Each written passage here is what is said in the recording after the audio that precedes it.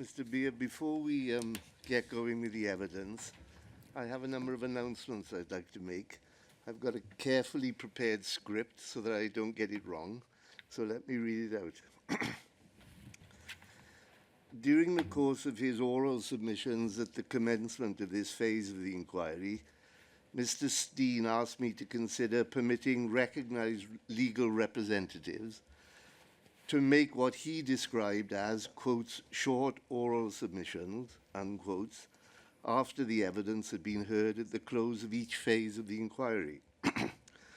Having given the request some thought, as this phase of the inquiry has been in progress, I have decided that if any recognised legal representative wishes to make short oral submissions about the evidence heard in phase 2, they may do so on Friday the 2nd of December. Each legal representative who wishes to speak will be limited in time to 45 minutes. As an alternative, recognised legal representatives may prefer to make written submissions about the evidence heard in phase 2. If any legal representative opts to make written submissions, those submissions should be no greater than 25 pages in length and should be filed with the inquiry by 12 noon on Wednesday, the 7th of December. I stress that this decision should not be taken as setting any kind of precedent for what I might permit in relation to the remaining phases of the inquiry. Second announcement, I am now in a position to provide further details as to the hearings relating to phase 3 of the inquiry.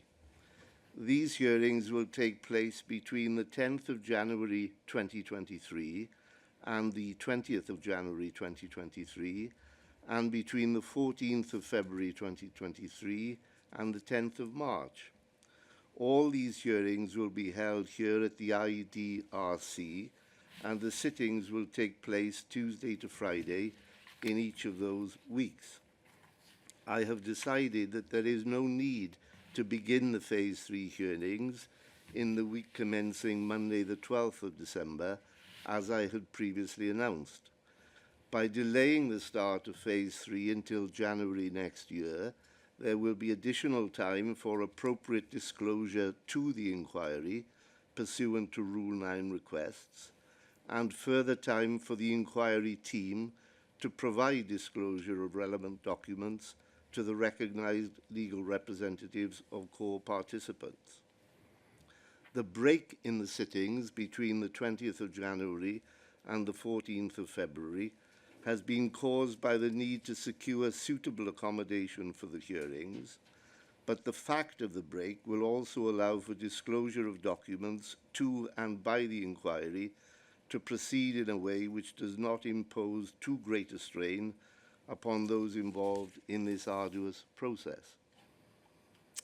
Next, it is now possible to make a reasonable prediction as to the likely timing of phases 4, 5, 6, and 7. My current intention is that oral evidence will be taken in relation to phases 4 and 5 in the period between the 2nd of May 2023 and the 31st of July 2023. Oral evidence in relation to phase 6 will commence in September 2023, and it is anticipated that oral evidence in relation to phases 6 and 7 will be completed before the end of 2023. For the avoidance of any doubt, there will be no hearings in August 2023, and I will endeavour to be as flexible as is reasonably possible in relation to the fixing of dates for hearings in September 2023. I hope it will now be obvious to everyone that the volume of documentation of relevance to the inquiry is such that there is a need for breaks between the various phases, and the need for a reasonably substantial break between the end of phase 3 and the beginning of phase 4 is, I hope, self-evident. I would like to confirm my intention to hold a hearing on the 8th of December 2022 so that I can be updated on the various compensation issues which are still under consideration, and thereafter give consideration to making an interim report to the Minister to be laid before Parliament pursuant to the Inquiries Act 2005. Finally, I should say that I am monitoring the issue of disclosure of documents, as I promised I would, and I will not hesitate to convene a hearing before or after Christmas if I consider that there are issues related to disclosure which would benefit from oral submissions. So thank you all very much, and over to you, Mr. Beer. Thank you, sir. May I call David McDonnell, please? I do solemnly, sincerely and truly, sincerely and truly declare and affirm that the evidence I shall give that the evidence I shall give shall be the truth, the whole truth, and nothing but the truth. and nothing but the truth. Thank you,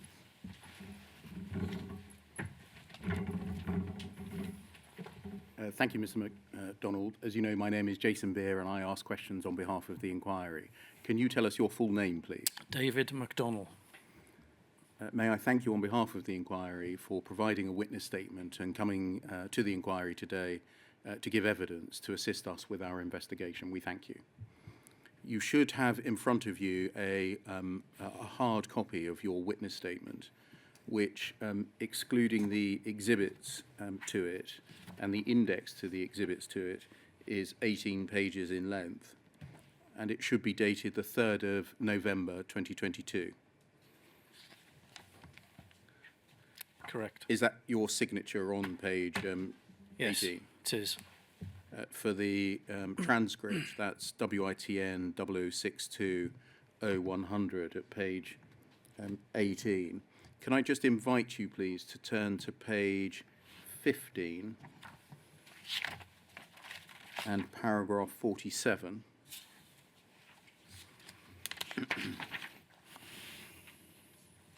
Two lines from the end, a name is given. It says, by a staffer from Bracknell called Nick Lawson. Do you wish to make a correction to the surname of that individual? Correct. What's the correct surname? It should have read Nick Lawman. Lawman. Correct. And similarly, in paragraph 55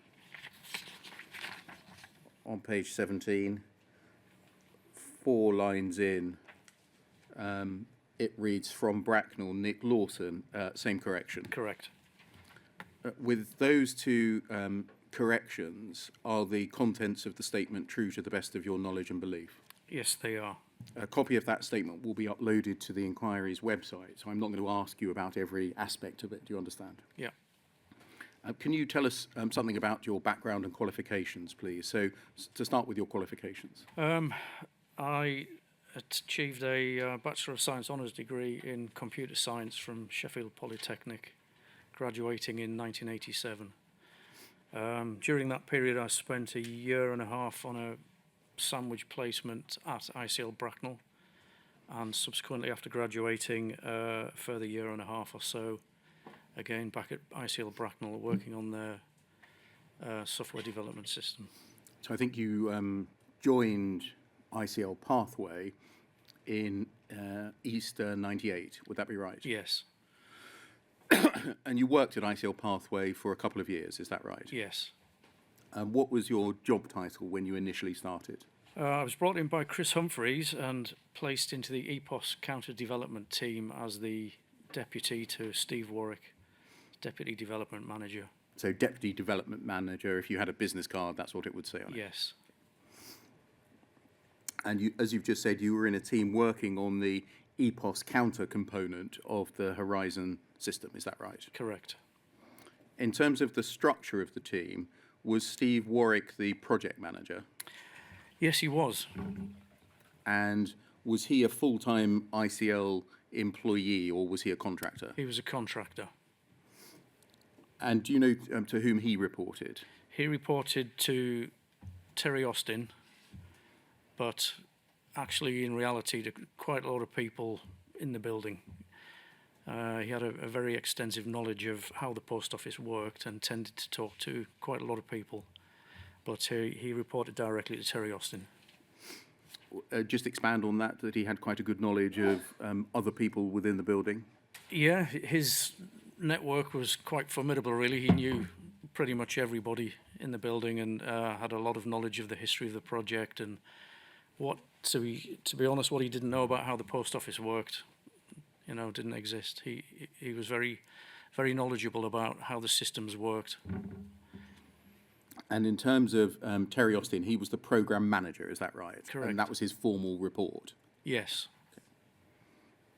Chris Humphreys, what was his position on the team, please? Chris Humphreys was, I'm not sure exactly what the formal title would be, but he was under Terry Austin, and he managed the projects such as the EPOS counter in more of a deputy program manager or departmental management role. He didn't get involved technically day to day, but he managed the kind of program as deputy program manager, I would say, under Terry. There were, I think you say in your statement, 8 or so developers on this team, is that right? Yes. And was there a hierarchy amongst the developers?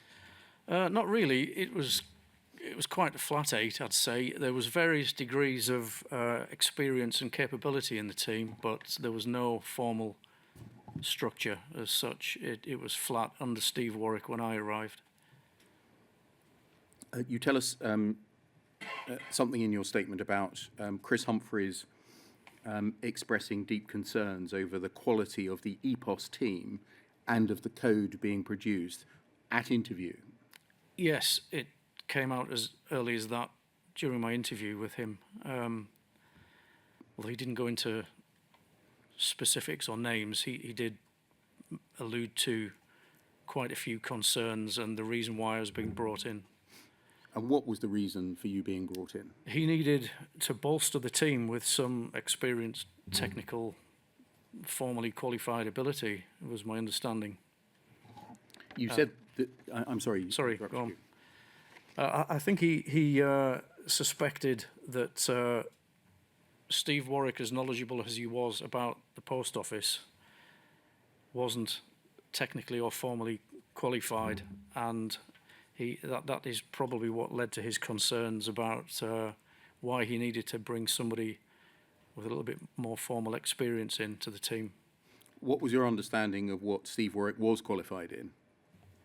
At interview, I didn't hear anything as such, but very soon after arriving, it was very clear that Steve's immense knowledge of the post office tended to override anybody's opinion or anybody's views, because he could very easily engineer a discussion with such wealth of knowledge on the subject at a business level that it was very difficult to argue or contribute to such a conversation on a technical level.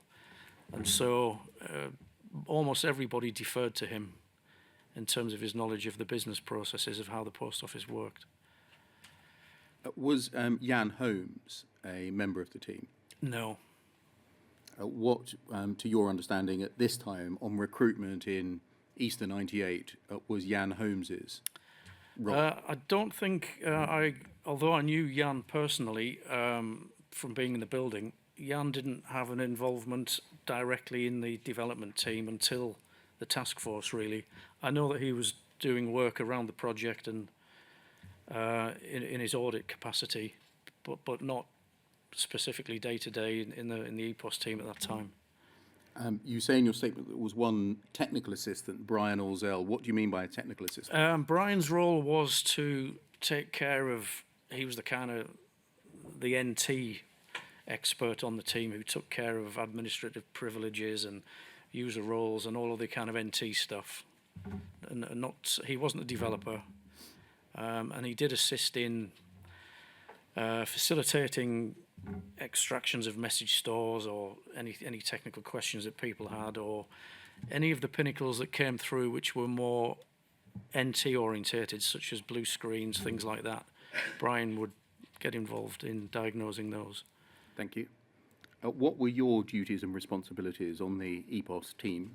When I initially started, it was to run the team technically on a day-to-day basis, the development team. And by run, can you explain what it meant? What you mean by that? Do you mean as a manager, HR professional? No, Or it do pretty you much, within a matter of a few days, Warwick was so busy working on future requirements or business liaison, whatever it was he was doing on a kind of business process level. I very quickly took over the day-to-day management of the developers, the code deliveries, the Pinnacle management, the change release management software, things like that. So I worked with the developers on software development and Pinnacle resolution, and trying to, well, very quickly got into the stride of things we needed to improve. You told us that in the interview, Mr. Humphreys expressed deep concerns over the quality of the EPOS team and the code being produced. What concerns did Mr. Humphreys raise in respect of the quality of the EPOS team? Chris already had a feeling that some of the guys weren't up to it. They weren't sufficiently experienced or capable or had the ability to kind of take on the work that was required to get this thing built and over the line. He didn't mention any names specifically, but at the interview, but he had a pretty good handle on the fact that things weren't right in the counter team. You say in your statement that within days of starting, it became very obvious to you that several members of the development team were not capable of producing professional code. Yes. How many members of the team of 8? Out of the 8, I would say 2 were pretty good, very capable. Another 2 were kind of mediocre, but we could work with them. They could contribute positively. And there was probably 3 or 4 who just weren't up to it. You used the phrase "not capable of producing professional code." Does that accurately describe the level of your concern? Yes. You say that in interview, Mr. Humphreys raised deep concerns in respect of the quality of the code that was being produced. Can you remember anything more than that? His take on it then was not at a level where he would have inspected the code or read any of the code per se. He was responding to basically the lack of quality which was being signalled from the test team with the number of pinnacles being raised. You say that within days of you starting, it became obvious to you that there were no development standards or methodology. What do you mean by that, development standards or methodology? Well, a project such as that, well, any kind of software development project, there should be a framework of how the team work. It should start with the design documents. That's the target of what you're trying to deliver. That's what you're building against. They weren't in evidence. I know that there had been some documents that were reverse engineered, but they were irrelevant and out of date, and they weren't even in the building when I got there. I had to ask for them. Methodology-wise, back then it was mostly kind of a Prince 2 kind of methodology, but just explain in a couple of sentences to those that might be listening that aren't as familiar with the Prince or Prince 2 methodology, what that is, please. So it's basically just a set of rules that you follow, that you must have a certain structure of documentation provided. When you write code against them, you should follow a certain sequence of steps, such as code reviews or coding standards, and there should be a coding standards document which specifically states how to go about programming in a language such as Visual Basic, how to use variable names, what naming conventions you use for your function calls, technical level stuff. And the reason for a document such as that is that when you have 8 or 10 or 20 people coding, they all produce a similar looking code which has the same naming conventions, so that if the next person has to pick it up, it looks very similar and it reads the same. You say in your statement that it became obvious to you that there were no coding practices.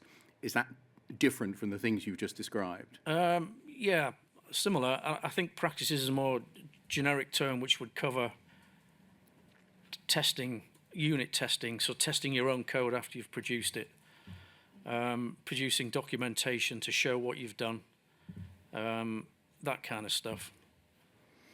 You say, thirdly, that there were no peer reviews. Why do you consider that to be a problem or a difficulty? Well, I think it's human nature that if anybody's left their own devices, they kind of start to drift towards making life comfortable for themselves, which might result in people writing code which does not adhere to the standards that you've agreed. And by implementing peer reviews, it's enforcing the fact that you have to show a colleague or a peer what you've written, why you've written it in a certain way, and just basically explain it to them, read it through with them. And if everybody's in agreement that that is a correct interpretation of the design, it adheres to the coding standards that's agreed, and you've carried out the correct testing, etc., then that usually enforces compliance to the expectations of the team. Would peer reviews in coding be a normal or unusual practice? It's standard. It's expected. You say that it became obvious to you that there were no unit testing standards. Can you explain, firstly, what you mean by unit testing standards? Yeah, the nomenclature of testing gets a little bit fuzzy depending on who you ask, but a coder should test his own code, and he should test it not just in isolation, but also within the kind of landscape of all of the other modules that live around it. So he will be expected to carry out that unit test on an environment which is, although it's in a development environment, it is representative of the latest release that's out in the testing hardware environment, and he should test that code himself thoroughly. To a degree, it's not as intensive as when it goes into the test cycle, but it's pretty thoroughly tested for the code that he's added or changed, but also in kind of a donut shape around it to make sure that he hasn't affected anything else that code might interface with. Thank you. You say there were no design specifications in place. What do you mean by those? I didn't see any design documents for the EPOS counter when I got there to say this is the architecture of the EPOS counter, these are the modules.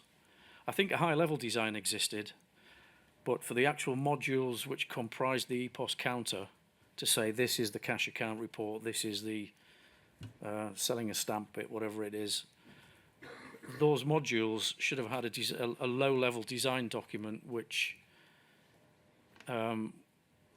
detailed how it was built and what the functionality inside it was, and what the interfaces were. Those documents I never saw. And who out of Post Office and ICL would be responsible for drawing those up? That would be ICL. You draw those points together by saying, quote, in fact, this team was like the Wild West. End of quote. What did you mean by that? Pretty much as it says on the tin.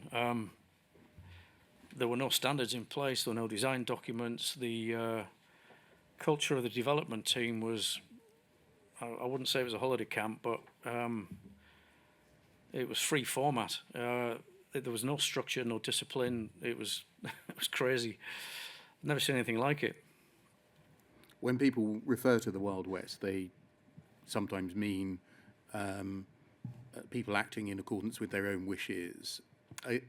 not according to standards or conventions or rules. Is that what you meant by Yeah, I think Wild West? if you take that phrase, it probably means lawlessness, and that lawlessness I was trying to refer to was lack of standards, lack of rules, lack of discipline, lack of structure within the development team.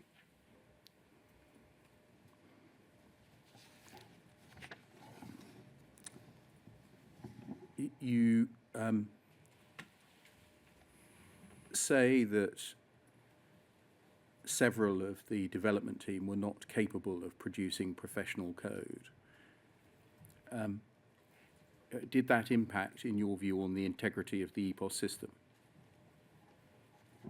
Fundamentally, if they weren't capable of demonstrating to me or an auditor or anybody else in the building that they could write a simple piece of code in a professional standard, then I had to ask myself, what have they been writing for the last 12 months or however long they've been there? What's under the bonnet in the system already that they've contributed? What, if any, concerns did you have as to the impact of the issues that you have just identified on the operation of the system when it was eventually used by sub-postmasters? Well, we're here today, aren't we? I think that's evidence in itself. It was clear. It was clear that the system as it was at that time was never fit for purpose in a real world environment. Everything I'd seen when I first arrived and everything I'd seen in the short period I was on the counter team told me that you should never be putting this piece of software into a live estate without at least fixing everything that we recommended needed fixing. It's not fit for purpose. You say in paragraph 9 of your witness statement that it was, quote, a company-wide well-known fact that there were several thousand outstanding bugs in the EPOS system. We have been told that any system of this size, not just looking at the EPOS system, but Horizon generally, is likely to contain a number of bugs. To what extent were the bugs in the EPOS system usual in terms of number and severity, or out of the ordinary? Well, I think what you should see in the development life cycle of a project or software is you might get a small number of bugs that make themselves evident to start with, obvious ones, glaring ones, but that should decrease over time, and the severity of them should decrease over time as well. And that's not what we were seeing. What we were seeing was a constant high level of pinnacles being raised daily, and that number was not diminishing, and they weren't getting any simpler. They were becoming more and more complex as code was introduced. And you should also never see that volume. That amount of pinnacles, as soon as I saw the number, when you raise a pinnacle, it gives you a new number, it's incremental. And when I saw the number of the next pinnacle to be raised, I was astonished at how many had already been through the system and closed for us to get to that number that it was going to offer you next. So that tells you how many's been raised and closed already, which to me was completely out of kilter with the size of the project or the complexity of it. So that along with the fact that the number of pinnacles being raised was not diminishing tells you that the quality of the code was, something wasn't right. How do you know that this was a company-wide well-known fact? Because it was quite a sociable project in the building. We mixed with all of the test teams. I had a very good relationship with all of the test teams, and some of the other development teams who were developing things such as APS. And if you look at the pinnacles that were raised on those parts of the project, they were nowhere near as large in number as they were on the counter. And when you talk to these people, it was a standing joke. You're in the EPOS team, good luck. Or, you know, it was the bête noire of the building. You say in your statement that the team, the EPOS team, was the joke of the building. Is that right? Yeah, I think everybody knew, specifically the test team, who, when I spoke to those guys, they would make it very, very clear that the quality of code that was being delivered was to such a poor level that they're wasting their time testing it because they knew that it was just broken. They were going to end up raising lots of pinnacles from it. And so they'd give a very frank and very honest opinion about the ability of some of the guys, not all of them, some of them were good, in the team and the quality of the product that team was producing. So it was a standing joke in the building. You say in your statement that this was known up to the highest level, including Fujitsu Japan, because they sent over 3 coders to perform an audit. Can you recall when that took place? I'm afraid I can't recall whether it was before or after the task force initiative. It was around about that era. It was probably late summer or maybe afterwards. It may have even been into the following pre-Christmas, post-Christmas period. So the task force, we understand, the Pinnacle task force, to have been August and September 98. Yes. And you can't recall whether the coders sent from Japan were before... I'm afraid. Excuse me, before or after then? I can't, I'm afraid. What kind of auditors were they? Were they from Fujitsu or were they external? They told me they were Japanese and they were from Fujitsu in Japan. So, as far as I understood, they were Fujitsu employees. And what did they do? They spent maybe 2 days, maybe 3 days. I gave them a desk with an EPOS development counter in the team and showed them around little bits, where to find the software, how to get access. I called in a couple of the guys to help talk them through some of the modules they wanted to look at. It was very brief and arm's length, but they spent 2 or 3 days looking at the very lowest level, the code, some of the reference data, how the counter was built, etc. It was mostly a code review. What was the outcome of that audit by these coders from Japan?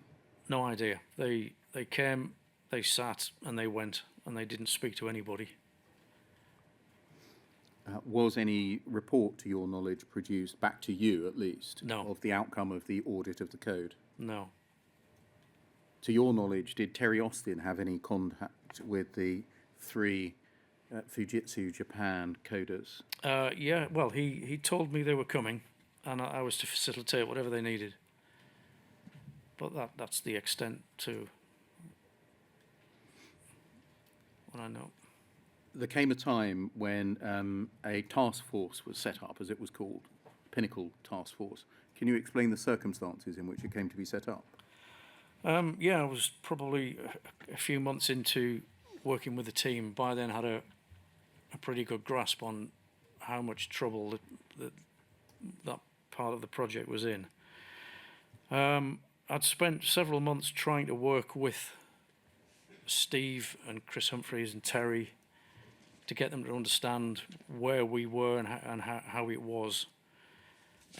Without making much headway, it was basically everything was carrying on as normal, and I wasn't really making any progress in improving things that dramatically. I already at that point had a view on what needed to be done, and it was when Steve Warwick went on 3-week vacation that I kind of had the opportunity to speak to Terry more directly without Steve Warwick being there. Really, he fronted that relationship on behalf of the team up to that point. As he was away on vacation, I got the opportunity to kind of talk to him more directly. But also at that time there was some important test cycles coming up, such as model office releases and things like that, which were quite important to the rollout schedule of the project. And given that, with the amount of pinnacles that were being raised by the test team, it was an opportunity to use the importance of that delivery with the amount of pinnacles we were experiencing to emphasise to Terry that we need to do something dramatic about this, otherwise we're going to fail. And that's when Terry and I, he asked me what I needed, what do we do, what do you need? I kind of described what I thought we could do, you know, if I was given the right resources and the correct time, etc., etc. And he instigated the task force and gave me carte blanche to pick whoever I needed from the building to join the task force to help us. So Did you do that? Yes. And was a report produced as a result of the work undertaken by the Pinnacle Task Force? Yes, it was. Can we look, please, at FUJ 308-0690? It'll come up on the screen for you, Mr. McDonnell. It's on the screen on your right-hand side. You can use the paper copy if you wish. Is this the report that you're talking about? Yes, it is. And just to introduce it by its abstract first, it says the document reports on the activities of the EPOS Pinnacle Task Force, which was in place between the 19th of August and 18th of September 1998 to reduce to manageable levels the EPOS pinnacles outstanding at that time. Is that an accurate description in high-level summary? Just look, please, at the dates of the reports that we've got. This is the report that we've all been working from to date, because it was the only one that we had. Can you see that it's dated in the top right-hand corner, 14th of May 2001? It's said to be version 1, and it carries the reference IA Rep 008. Can you go over the page, please, Frankie? Can you see on document history that version 0.1 is said to have been produced on the 18th of September 1998 and was the initial draft following task force completion? So that's at the end of the period, the date period described in the abstract, the 18th of September 1998. Would that accord with your recollection that it was produced shortly after or at the very end of the task force work itself? Yes. Was it being written as you went along? Yes, it was. I mean, we were gathering evidence and understanding as we went, yes. Could we display at the same time, if we go back to the first page of this document, please, can we display at the same time Fujitsu 0012 1098?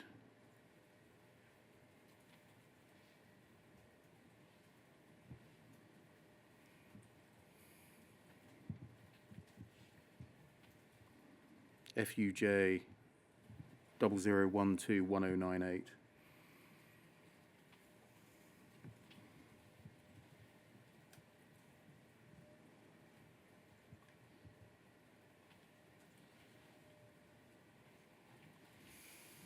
And if we can crop, thank you. We can see here a further version of the report that's been recently disclosed to us. You can see that the title is the same and the abstract is the same. It's still said to be a draft. The version number is 0.1, which is obviously before, by convention, I think, 1.0. Is that right? Yes.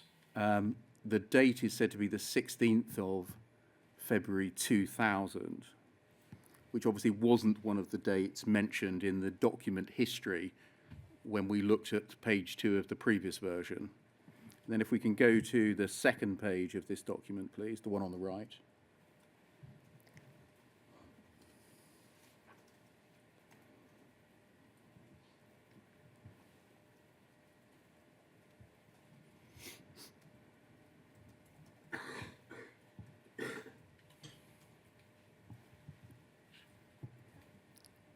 Thank you. We can see version 0.1,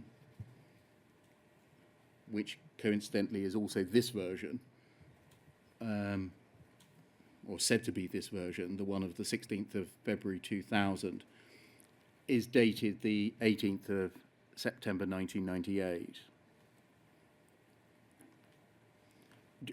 Looking at that information, do you believe that there ought to exist a version dated the 18th of September 1998 called Initial Draft Following Task Force Completion? Yeah, my understanding is that the point 0.x were drafts, and then once it's formalised, it becomes version 1.0. So that date fits, and that's certainly the document that we've contributed to. And just one other piece of information on this dating and version issue. Can we look, please, at Fujitsu FUJ 0007 9782. Fujitsu 0007 9782.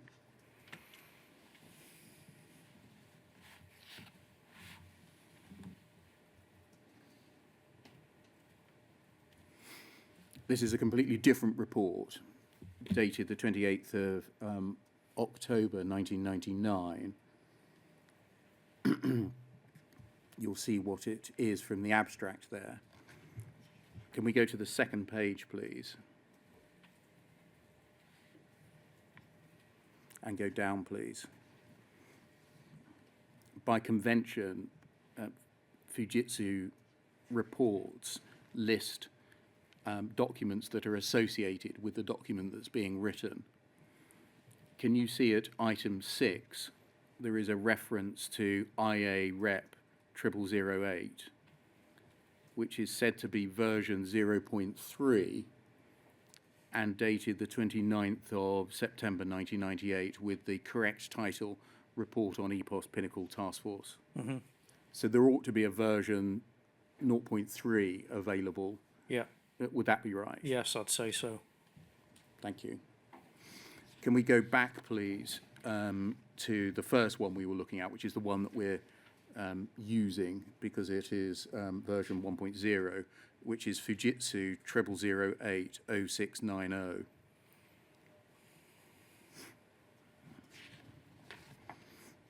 You'll see that if we scroll down a little bit, please, that you are one of the co-authors. Is that right? You co-authored this document? Yes. And what form did that co-authorship take? Did one of you write it, the other one approve it, both of you write it, both of you write bits of it? How did it work? I think Jan was the kind of audit expert running with the document, and my contributions would have been made by, I'm not sure I would have opened the document myself and typed it in, or whether I emailed him the text and he posted it into the document, more likely. Both of you signed it off, is that right? Yes. Rather than just one of you? Yes. And so it was your joint work? Well, Jan would have come to me and made sure I was happy with the content, and we would both have agreed to sign it off, yes. Looking at the distribution list, can we just run through it, and can you explain why it went to each of those people? Firstly, Terry Austin. Well, Terry's program manager for the development team. He has the ultimate decision on or responsibility for the counter code, what needs to be done. And I believe he reported to Martin Bennett, who obviously needs copying because there were some quite serious issues inside the document that he should be aware of. What level was he within the company? I'm not exactly sure. I think he was senior to Terry Austin. D. McDonnell, why were you getting a copy back? Don't know. Okay, library. What believe- was the library? Was that a physical library or an electronic I library? believe Jan would have copied that so that it was archived, but probably he could answer that better than me.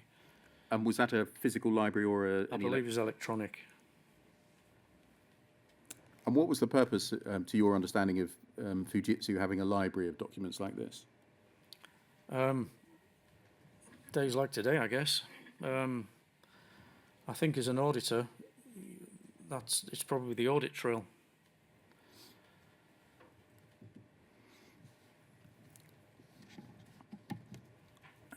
If we look at the approval authorities on page 2, please.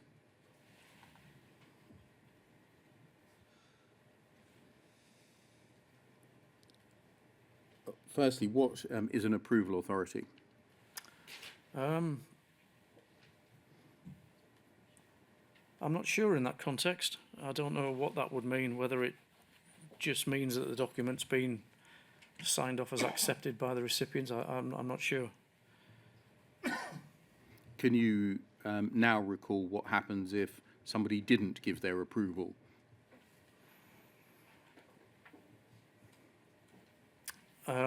No, I can't. I don't really understand what that term would result in, what that was for in the document.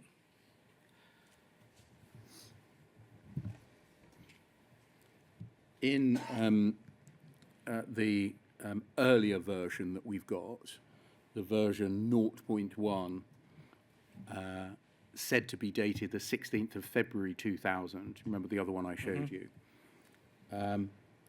The second approval authority was Martin Bennett. Have you got any knowledge, excuse me, of him giving approval for the document? No, I think once that's gone up and has been released, it would have been by email copy. I never heard any feedback from anybody on that list. Well, other than Terry Austin. Certainly didn't ever have anything back from Martin Bennett. And I should just say for the record, track change comparing the two versions that we've got show that the only changes are the addition on this version on 0.1 there of 1.0.14.501 raised to version 1 administrative catch-up, and that change from Mr. Bennett to Mr. Holmes, as well as obviously the version number and the date that appears on the top right-hand corner of each page. Do you know what administrative catch-up meant or means? No, I don't. Mr. Holmes, as you said, he's a witness in the inquiry who's going to give evidence to us later today, works for Pathway as an audit manager. And in his written evidence, at least, the cross-reference needn't be displayed, is WITN 04600100 at paragraph 9F, identifies two concerns. He says that there was a concern about the technical accuracy and structure of the EPOS code when it had been written. Do you agree with that description? Yes. Did you discuss that with him, Mr. Holmes? Yes, we will have done. During the task force period, at least, yes. Secondly, he says there was a concern which he considered to be the greater of the two concerns, which related to the impact of continual changes to existing code to fix problems and or to insert new functionality into the code. Do you agree with Mr. Holmes that that was a concern?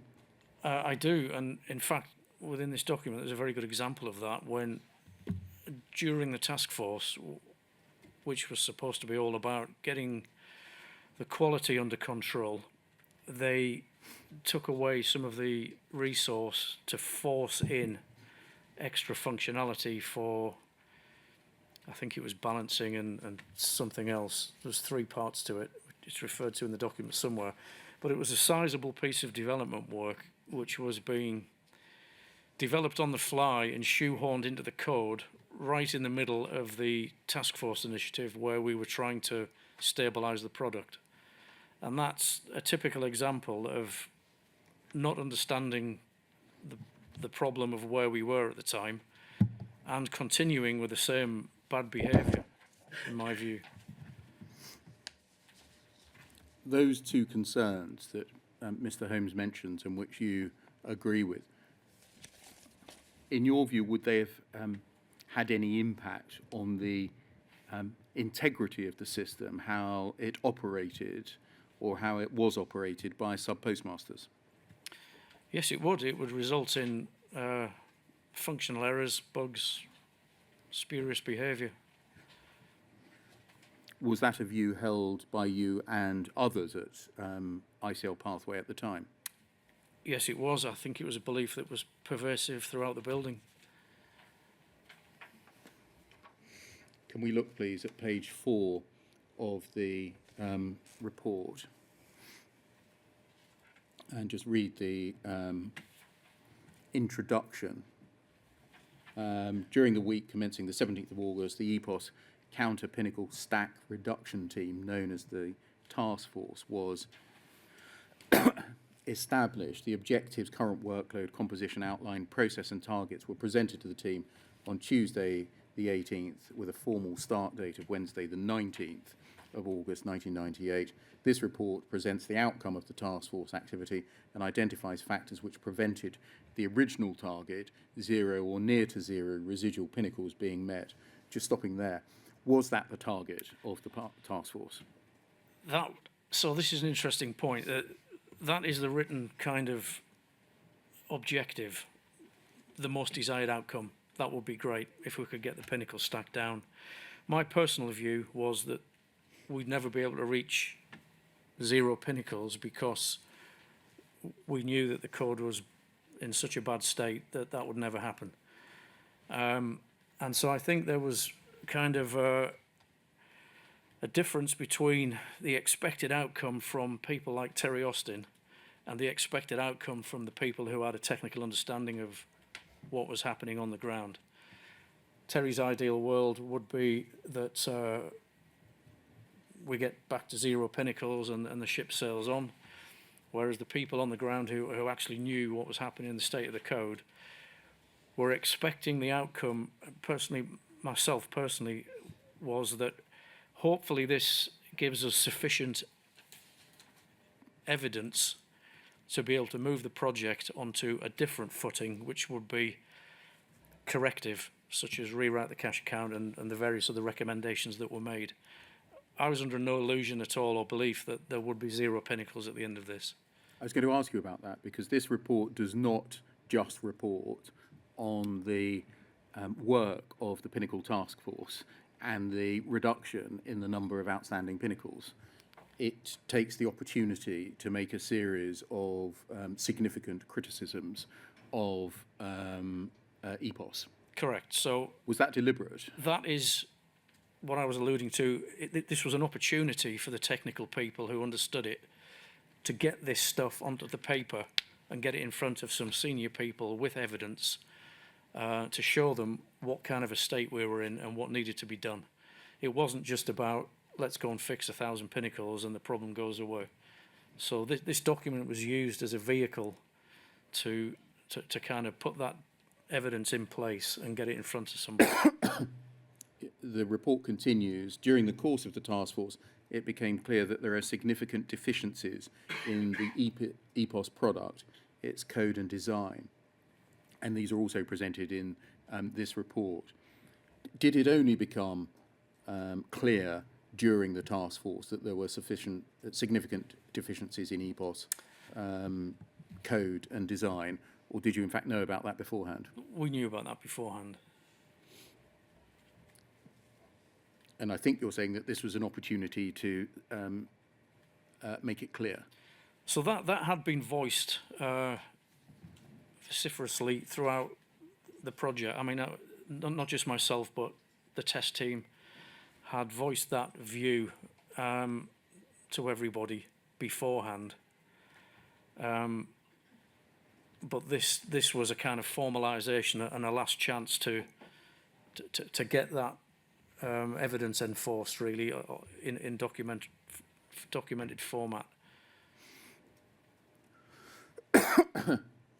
Finally, the report contains recommendations from the authors, which we believe should be implemented by the programme to address the shortcomings identified.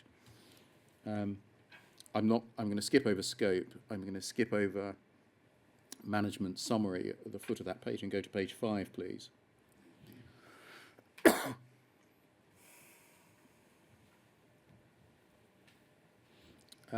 You say the EPOS task force was established to address the problem of the escalating number of pinnacles residing in the EPOS dev and counter dev stacks, and was planned to operate for the 5 weeks leading to the MOR3 baseline cut on the 18th of September. Can you remember what the MOR3 baseline cut on the 18th of September was? I think it was Model Office. I don't know what the R stands for, but that was one of the key pillars of the acceptance testing plan. And so that had to be successful in order for the acceptance testing to progress. The objective was to reduce the pinnacle count to 0 or low tens by the cut-off date, and the target was set by dividing the current pinnacle count by the number of days available. Paper made no concession towards new pinnacles being raised during the period, and assumed that the personnel assigned to the exercise would be available 100% of the time and be 100% effective. The position at 1 o'clock on the 18th of September is that 166 pinnacles have been fixed and closed, and 165 remain in. Is that work in progress? Yes. This indicates the task force has failed to meet its primary objective. And then you say this, however, a review of the task force period provides an insight into why it was unable to meet its objective. This management summary provides an overview of that period and is supported by the main body of the report. Can we go to some of the whys, please, rather than looking at the pinnacle reduction exercise, and go over the page to page 6 and look at EPOS documentation, which is a bit further down. You say the document suite supporting the EPOS product code consists of 3 main elements, and you set them out. All of these were developed by reverse engineering the EPOS product code at that time. Are you saying by that paragraph, those sentences, that the EPOS product code was reverse engineered, or that the documentation was reverse engineered? I believe it's the documentation it's referring to. And if we go forwards, please, to page 16.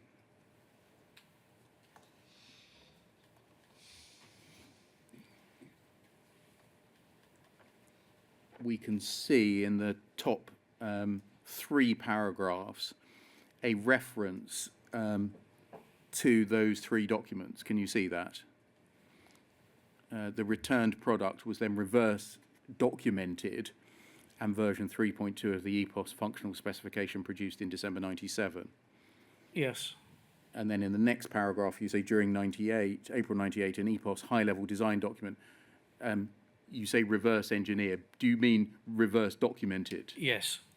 And similarly, in the next paragraph, corresponding low-level design documents were developed during July 98 by ISTL, again, reverse engineered, but do you mean reverse documented from the code? Yes. Is there a difficulty with reverse documenting? So what they've done is they've basically taken the code as it's written, and they've produced the design specification which should have produced the code, and they've written the design document afterwards to match the code that was already in place. So they're chronologically reversed. Is there a problem with that? Well, other than the fact that it's the horse before the cart, no, it's a very simple task of looking at the code to see what it does and writing a document to say so. It's never going to be wrong because you've read the code and it matches. So what you're saying is that one should start with a specification, one should start with a high-level design document, one should start with a low-level design document, and then write product code accordingly yeah. to those specifications and designs, not the other way around. Yes. And who was doing the reverse documenting here? I think they got some technical authors in. They're referring to ISTL, but I can't remember who that was. We didn't really have a great deal to do with it in the counter team because it's a moot point, that documentation. What do you mean it's a moot point? Well, instead of it contributing to having a design document which specifies how the code works, they're basically writing a document which mirrors what's already been done. So to us, it was irrelevant. Do you know whether Post Office was told about this? I wouldn't know that. But that is indicative of some standards have to be met. Somebody's going to go and do an audit to say, are the right documents in place? Well, yes, they are now, but they weren't when the code was written. So it looks good on paper, but that isn't the design waterfall flow that should have been followed. Can we go back to page 7 of the report, please?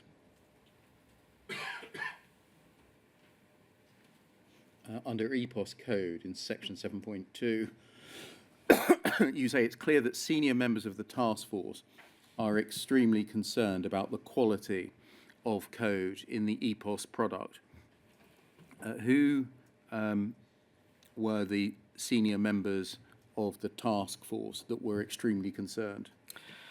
I would consider the senior members to be myself and Jan.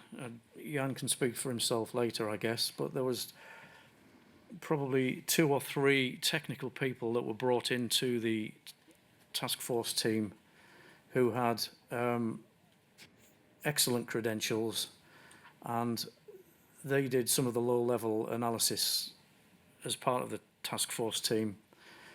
And I guess together, myself with those 2 or 3 guys, we all formed the same opinion. You use the words extremely concerned about the quality of the code. Why were you extremely concerned? Well, it was so bad. It was beyond anything I've ever seen. Even in the 25, 30 years since that project, I've never seen anything like that before. Some of the stuff that we found buried in the code was unbelievable. There was unreachable code. I mean, we pulled out some of the better examples, and We're going to come to those. but that was a small number of examples as to what we found.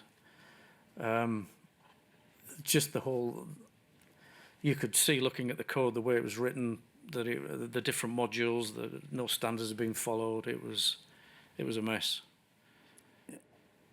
You say earlier this year the EPOS code was re-engineered by Isha, and the expectation is that the work carried out in Boston was to a high standard and of good quality. Can you explain that process? What happened there? I don't know. That was before I arrived. I'm not aware as to how much rewriting they did or reverse engineering they did. You say since then many hundreds of Pinnacle fixes have been applied to the code, and here are you just referring to the EPOS code? Yes. And the fear is that code decay will, assuming it hasn't already, cause the product to become unstable. What did you mean by code decay, please? Well, code decay occurs if you have to revisit the code and rewrite it to fix bugs that have been raised. The danger is that you start to the code that was written with its initial intent starts to diverge away from what should have been a clear specification. And the more frequently you do that, the more divergence there is, until in the end, the code that you're left with bears little resemblance to the original design specification. You say this presents a situation where there is no guarantee that a Pinnacle fix or additional functionality can be made without adversely affecting another part of the system. Yeah, because what we were seeing there was that many Pinnacles being raised, and the guys had gone in and they might put a 2 or 3 line fix in or a very small correction, but there was that many of them. Some of the corrections, you couldn't understand why that correction had been made 3 or 4 months ago, for example, because it's not documented. There was no documentation to show why that particular line had been changed. And so somebody might go in and say, well, that's wrong, and they'd change it back to suit the case that had been written today, without understanding that it now reverses the fix that was made maybe several months ago for a different reason. You continue, a more worrying concern from the programme's perspective should be the reliance on the EPOS product in its current state as a basis for planning and delivery. There was relatively little testing that directly impacted, yet more than 200 pinnacles, roughly 50 a week, were raised. Immediately following the conclusion of the task force, it's intended to rerun system test main pass and various other test streams.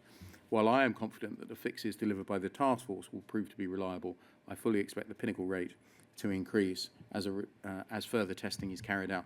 The I in that sentence, is that you or Mr. Mr. Holmes?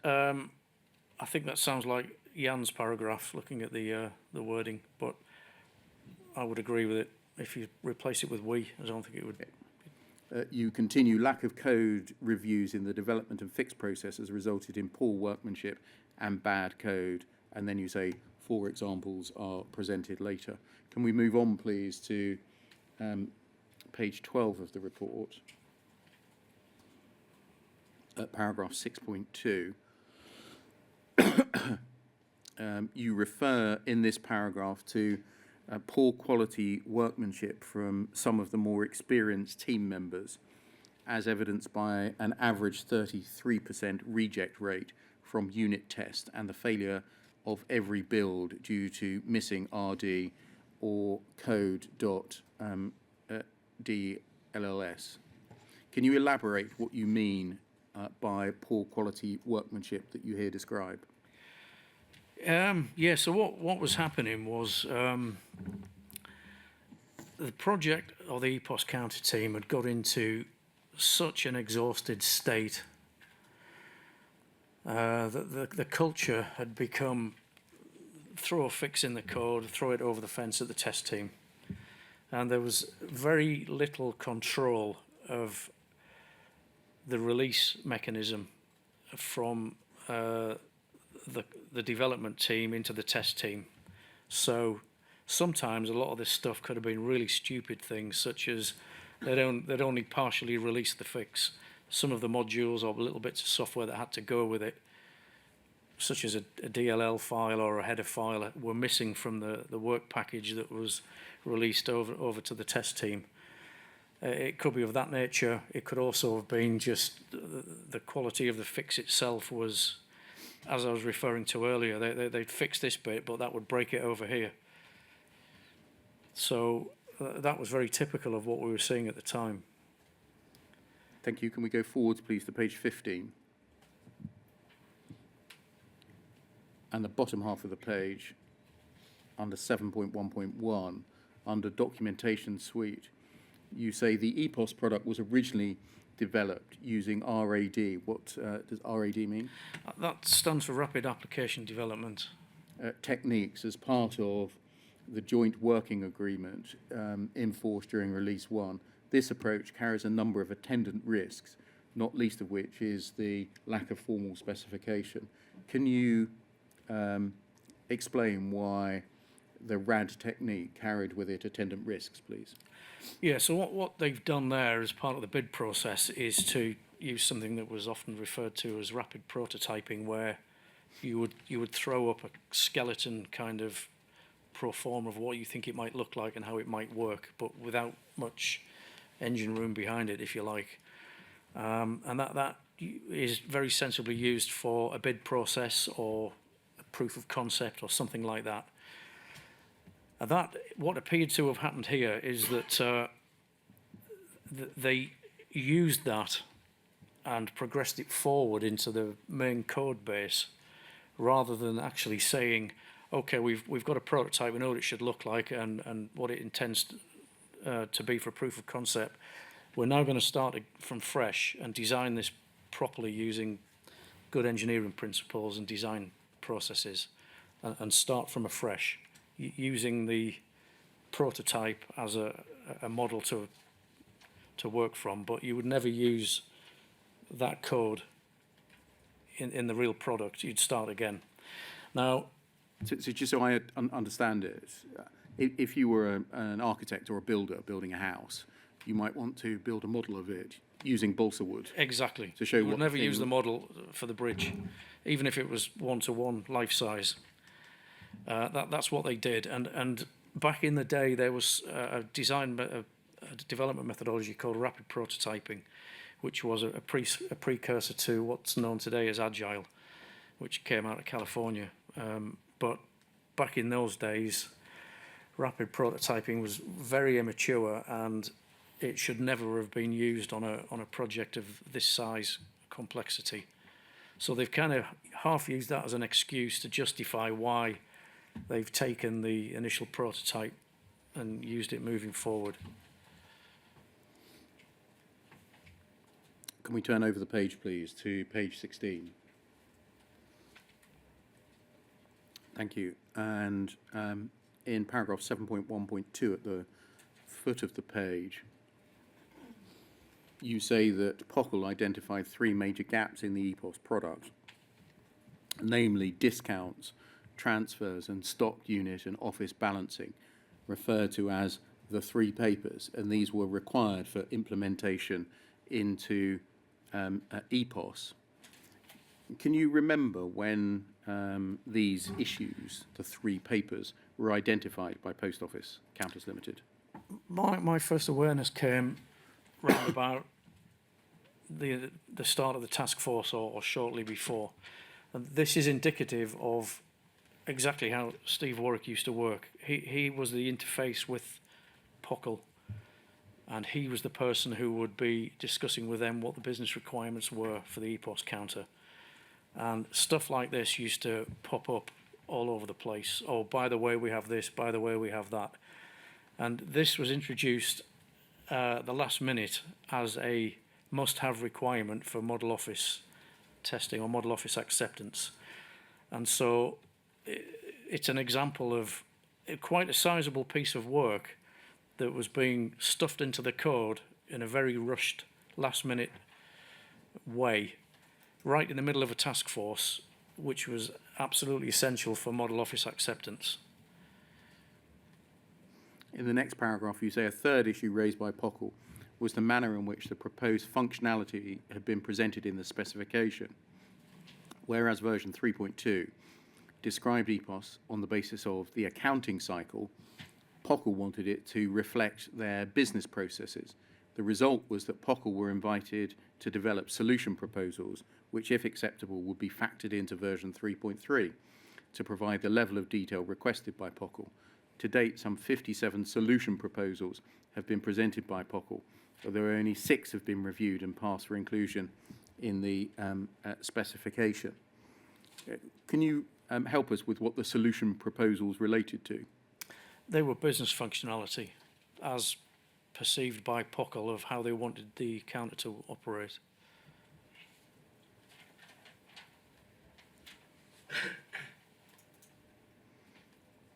And can you remember what happened as a result? Well, these were, so Steve Warwick would field these with Pockle, and he would feed them into the counter development team as requirements. And then the guys would work on that functionality and introduce it to the code. I don't know, I can't remember how many of these actually came to full fruition or were developed out. You say the final area of difference revolved around the EPOS issues list. What was the EPOS issues list? I believe that was not a risk register, but an issues register that was managed between, that's the kind of interface between ICL and the post office with a list of known issues that, which had to be managed away or explained before post office would accept the product. What kind of issues would feature on that list? Cash count misbalancing, blue screening. And this was, it is said, replaced by the request for clarification process. Yeah, can you recall why it was replaced by the request for clarification process? I don't know, I wasn't involved in that. and it says to date some requests for clarification have been received by POCL. What sort of issues were raised in the 90 or so requests for clarification? So those would be once Steve Warwick had brought the requirement into the development team. It may be that the business analyst or some of the developers might be raising questions on how exactly this is supposed to work, or this piece of functionality was to operate in real life. So those questions would be raised back to POCL via those RFCs. Would those matters impact on the integrity and robustness of the system? Yes, the more toing and froing, and this generally used to happen after the code development had started. And so if they came back with a different answer to what was expected, some of that code may have to be modified. Can we turn to the next page in paragraph 7.3 of the report, so page 17? In the box above the text, it says the section has been produced with the assistance of Dave McDonnell, you, and Martin Smith. Who was Martin Smith? Martin Smith was a developer from another team in a different part of the building, and he was one of the people who was asked to join the task force. Why was he asked to join the task force? Because he was probably one of the most capable people in the building in terms of development. You say, although parts of the EPOS code are well written, significant sections are a combination of poor technical design, bad programming, and ill thought out bug fixes. The negative impact of these factors will continue and spread as long as the pinnacle fixing culture continues. This is partly due to the nature size of the bug fixing task and partly due to the quality and professionalism of certain individuals within the team. The problem is probably best illustrated by examples, and then you give some examples. Can you look at the example 1?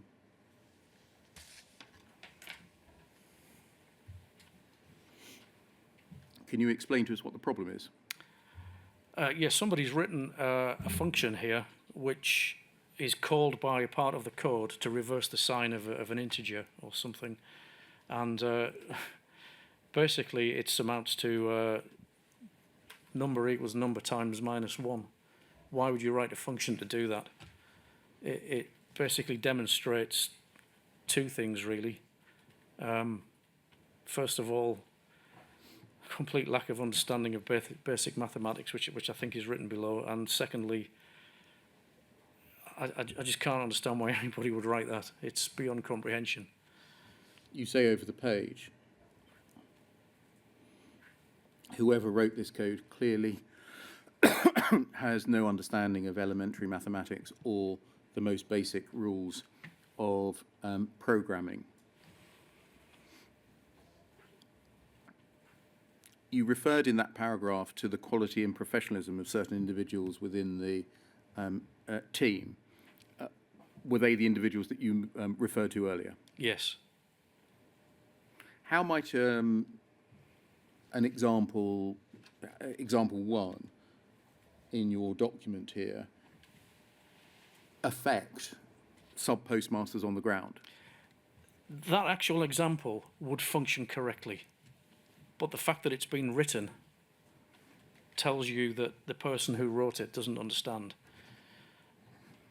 So that's a red flag or a flare to say, if they thought that that was necessary, what else have they gone and done in the code elsewhere? And so that's evidence that you couldn't trust the rest of the code. Can we look at page 19, please? You give an example of unreachable code. What does unreachable code mean? Those 3 lines would never be executed under any circumstances, because the logic of the code would never fall into that part of the code. So unreachable code means that the function will not be carried out. Correct. Executed. Yes. And in a scheme of sort of mildly poor practice to fundamentally wrong, Where does this sit?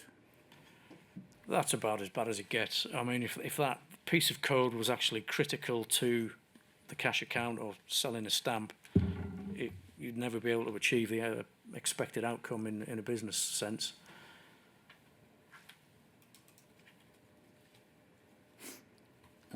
Example 3 at the foot of the page. Poor workmanship and patchwork, pinnacle. I have to admit I didn't completely understand this one. Can you help to explain it, please? Yeah, this one's a little bit more kind of nuanced. That somebody's written this as an if then do, etc., etc., when really there's a very simple while do loop that should have been used, which is much cleaner and more accurate. I'm not sure why we thought that was a patchwork pinnacle. Maybe at the time that there were some comments to say that this had been inserted or amended in order to fix a pinnacle. Hence patchwork. Yes. And then lastly, before the break, over the page, please. Example 4, hard coding. You say that is an example of hard coding, which might have been made for a good reason, but there's no evidence of review to remove. What did you mean by that? Well, if you're trying to fix quite a complex pinnacle, it's sometimes the very quickest route to get there is to hard code the specific example of the bug you're trying to fix to get it to work properly, which is why they've got a hard coded date in there, and some of these numbers at the bottom in the middle, sorry, are hard coded. But having understood and resolved the problem, what should happen is that hard coding should be taken out, and it should be either parameterized, which means that you can change it in a header file very easily as text without having to recompile the code, or in some instances it may be referring to reference data where it should have been rectified in reference data, which can be easily passed down to the counter without a software release. Thank you very much for that explanation, Mr. McDonnell. So that's an appropriate moment to take a break if it suits you. And how long do you think we should take, given the need to move smoothly, so to speak? We're on track, sir, to finish by lunchtime, so 15 minutes, please. Fine. And Mr. McDonnell, everybody knows that Mr. Holmes is listening to your evidence. I'm sure you wouldn't think of it, but if you do think of it, don't have a word with him about it in any break, all right? Understood.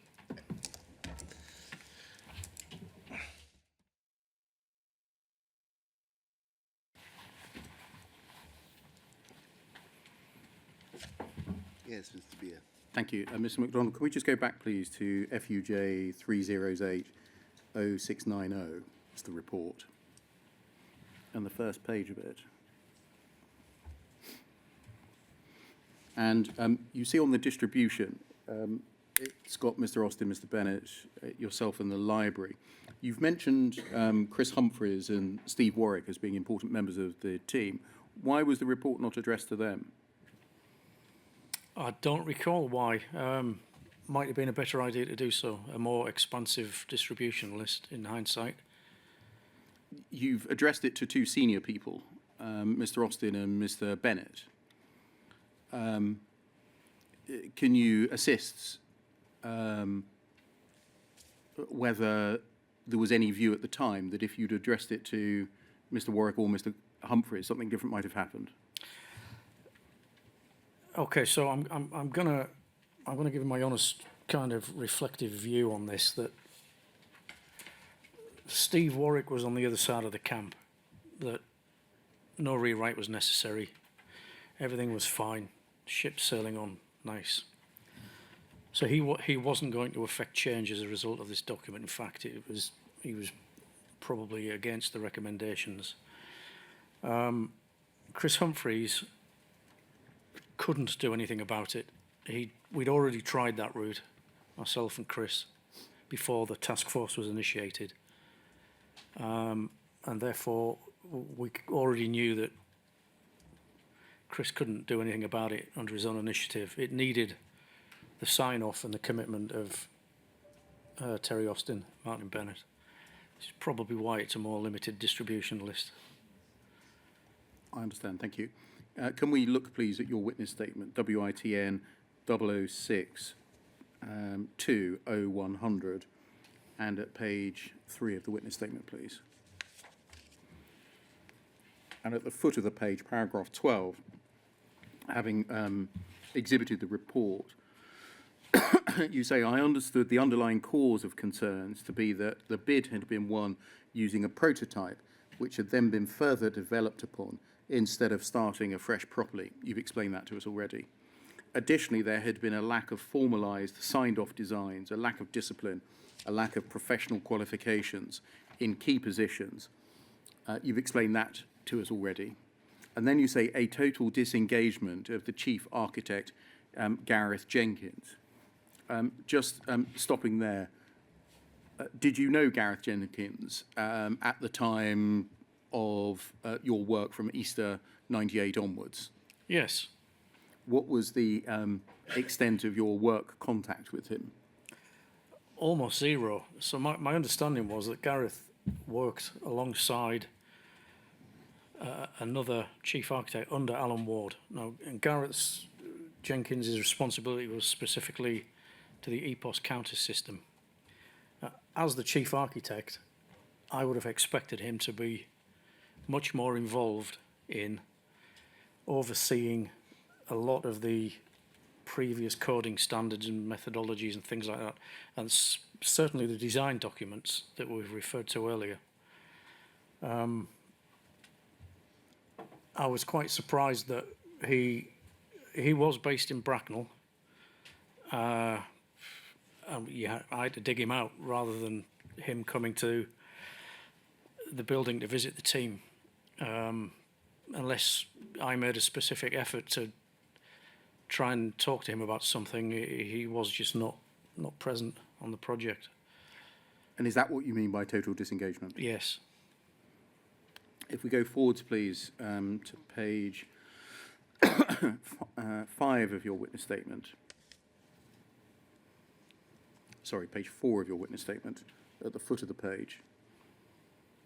At paragraph 16, you say that you requested access to a copy of the design specification and all existing documentation on the for the EPOS system. I did this because it's the starting point of all engineering. It sets out what you're trying to build. It's also important in managing and meeting the client's expectations and demand. Some of this documentation was located and I was given access to that, but it was totally out of date. You say that the specification is the starting point of engineering because it sets out what you're trying to build. What would a design specification look like? There's different levels of design specs. There'll be a high-level design, which was much more of a bridge between the business and the technical development team. And that would have more references in it to business functionality, how to sell a dog license or a stamp or whatever, and how that translates into the counter system. And then below that, you have maybe one, maybe more low-level designs, which usually break out into functional subject matter, which have a much more in-depth specification of exactly how that module should work, what data it should use,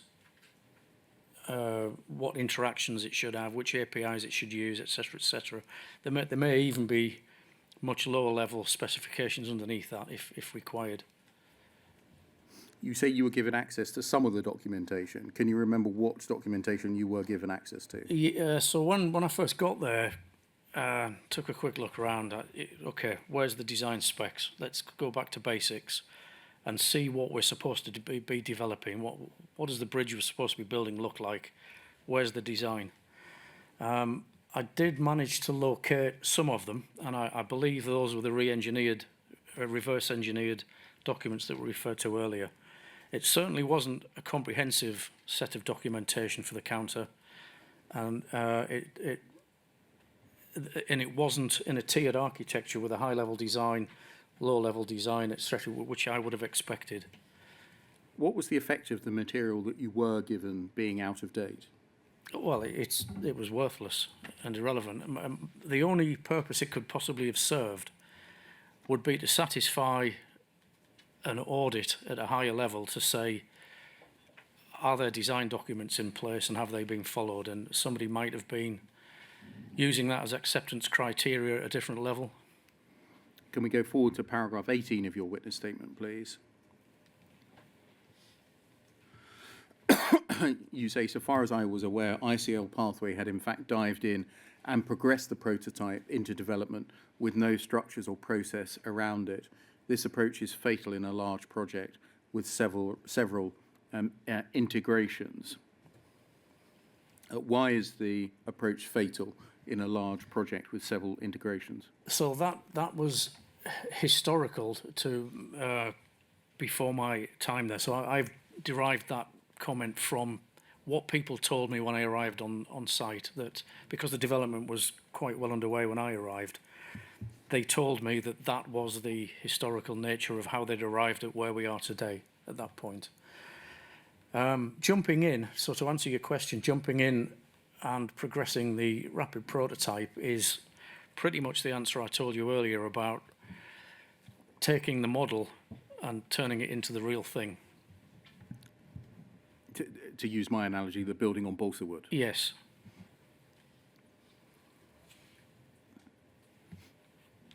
And just to elaborate on that, the larger and more complex integrations that a project such as that might have, the more chance there are, obviously, that increases the chance of errors being made across interfaces and up and down the software stack. You continue, the client, that's Post Office, is that right? Yes. Was allowed to scope creep and retroactively add to and change the requirements, which was accommodated by Steve Warwick.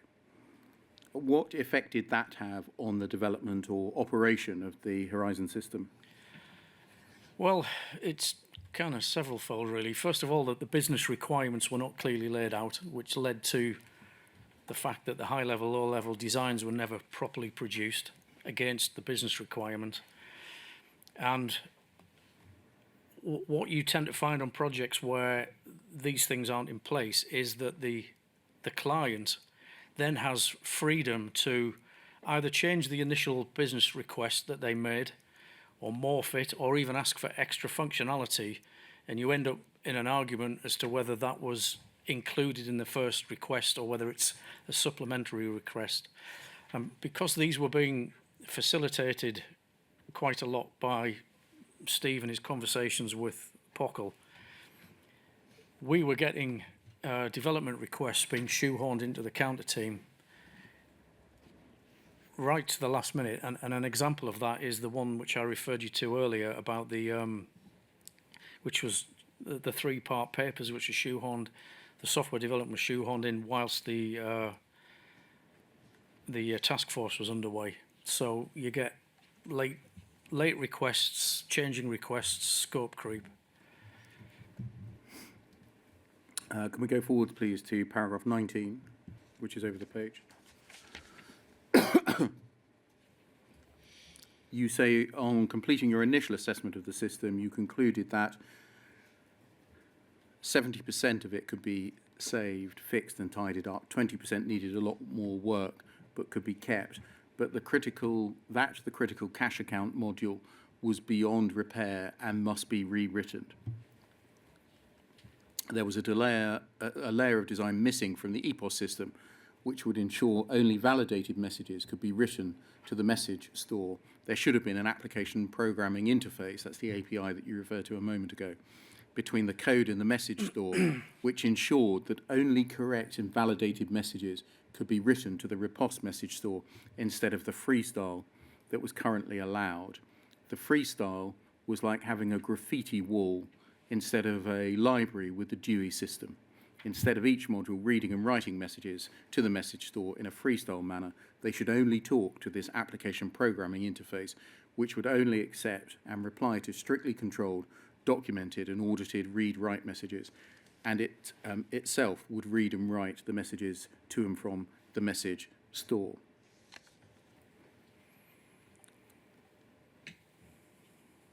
Is it right that that's what led you to the cash account module being beyond repair?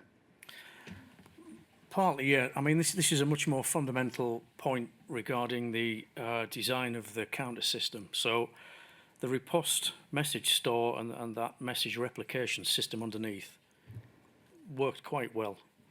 And that did have an API which was exposed to modules that were built on top of it to allow them to read and write messages to the message store. And an example of such a module might be the cash account, for example. Or if somebody sells a stamp, the reference data is read up and the messages of the transaction are written down. Now, what we were saying here was that there should have been an EPOS-specific API in between those two, which restricted read and write access to and from the message store, and only allowed messages to be written down to the riposte API, which conformed to the message contents conformed to the standards which were defined in the data dictionary document. What that would have done is controlled the contents of the messages being written to the message store and prevented people writing stuff into it which was not conformant to the agreed vocabulary or reference data or anything else that was defined. What was the effect, if any, of not rewriting? So what the fact that this was missing allowed the developers a freestyle approach that if they went in to add some extra functionality or to fix a pinnacle, they could all of a sudden introduce a new message of a new message type to the message store to make life easy for themselves to resolve the problem that they were trying to fix or code they were trying to implement.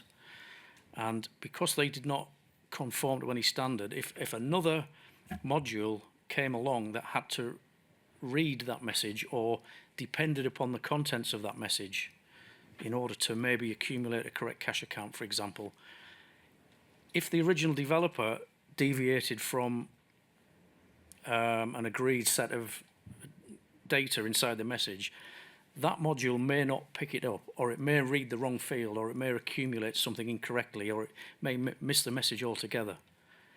So that standard compliance being missing could lead to any outcome you care to imagine. And what do you mean by any outcome you care to imagine? We used to see it all the time with certain products. If you sold a particular product combined with something else, for example, when the cash account accumulated, sometimes that product sale, the transaction was completely missing because it didn't recognise the message that the sale transaction had put into the message store, or it may have got confused or used a different product code or something. It could be anything. It could manifest itself in any imaginable way, really. And so the risk would be, if I took an example, that you sold 6-month road tax, the sub-postmaster would enter that transaction on their counter, and because of the problem that you identified here, that transaction would be entirely absent. It could be, or it could be, yeah, I mean, if someone's gone in to fix a pinnacle and they've introduced a new message which slightly deviates from the other kind of road tax or something like that, or he's typed something in wrong or misunderstood it, then that particular thread of transactions wouldn't be collected as part of the accumulation. So in my example, it would be if in combination you Yes. sold 6 months road tax and bought a book of stamps. Something like that, yes, yeah. Can you remember now any hard examples of this? I appreciate that some I can't give you a hard, firm example, but this used to happen all the time. We used to see the common request that was made during problem resolution. Say, for example, model office testing was underway and the test team raised a bug, a pinnacle. Probably one of the first requests, you couldn't really do anything without a copy of the message store. So the request would go to Brian Ozell, please can you get me the message store for that particular period of time. The message store would be provided back. And then it was a case of wading through the tens of thousands of messages inside the message store to try and follow the thread of that sales transaction and then try to interpret why it wasn't accumulated or why it was represented incorrectly. And that was a very manual, labour-intensive job that was also quite time critical, because if you didn't do it quickly, the message store would move on rapidly, and you were unable to reproduce the problem because the particular set of circumstances under which that pinnacle happened has disappeared now. It's moved on. So that's why it was critical to have a defined set of messages. And the other thing it speaks to as well is that there were no diagnostic tools to be able for the developers to be able to dig into the message store and say, right, we sold the car tax on Tuesday at 2 p.m. Show me the thread of transactions which led to resulted from the sale, and show me how they were accumulated into the cash account. That diagnostic tool was missing.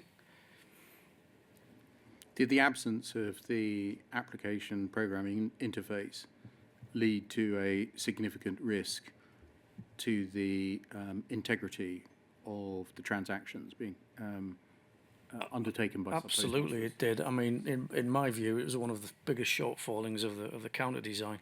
You had no control whatsoever over what was getting written to the message store.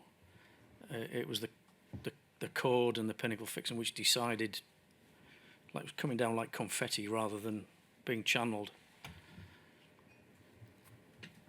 Can we go forward to paragraph 21 of your statement, please? You say it was possible for anyone to read and write anything into a message and post it to the message store outside of the EPOS modules. Can you explain what you mean by that? Yeah, I must qualify that by saying that you must have two sets of permission to write to the message store. The first is you must have the correct NT user permissions, and secondly, within Riposte there was also user permissioning as well. But if you had those, it was very straightforward to use a command line interface such as Riposte put message or something with a text string which had a message in it that you could use to insert into the message store. And in fact, that method was used quite frequently to correct cash account misbalances. They would work out.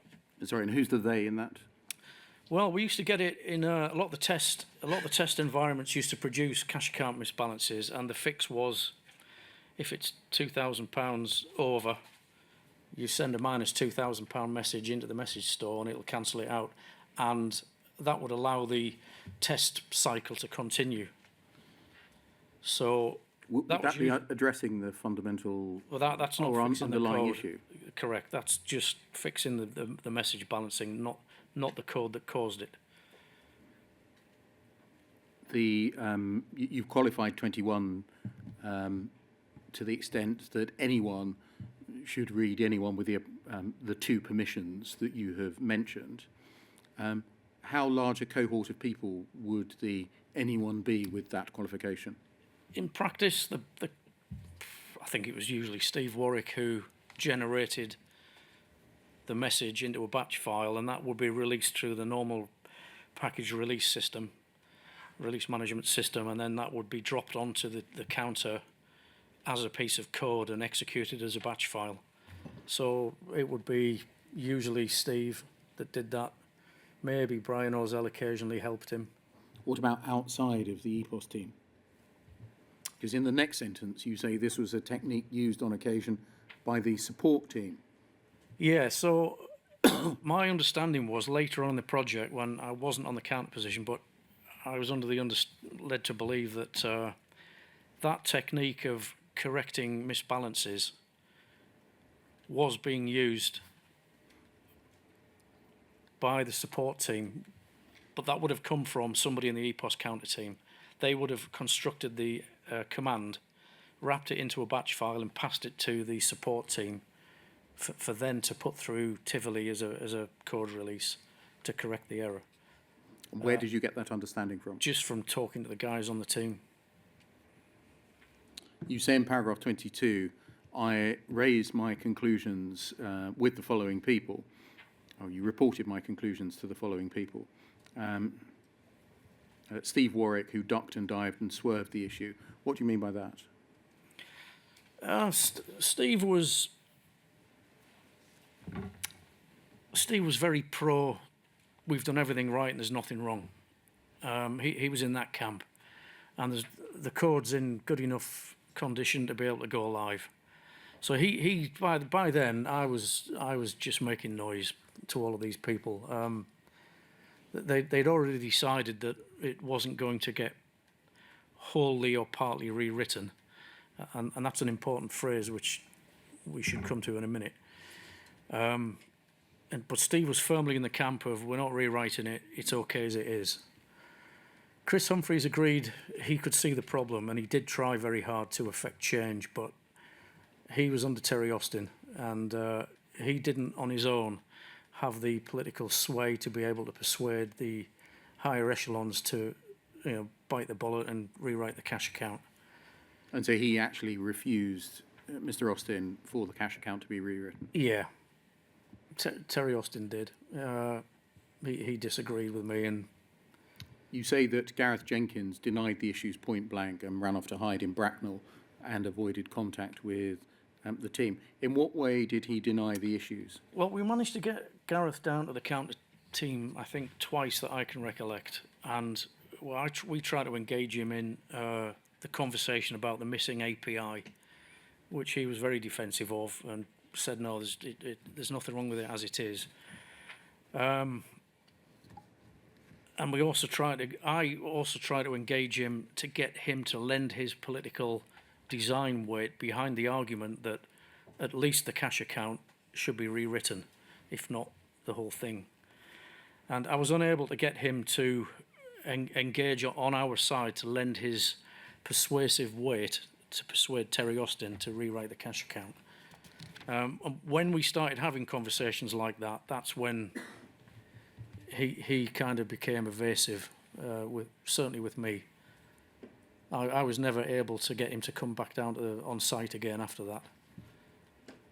In the list of things that you thought needed to be done was total or partial rewrite of the cash account at the top of it. So that phrase that we've used in the document that Jan and I authored, we recommended that it should be rewritten in part or in whole.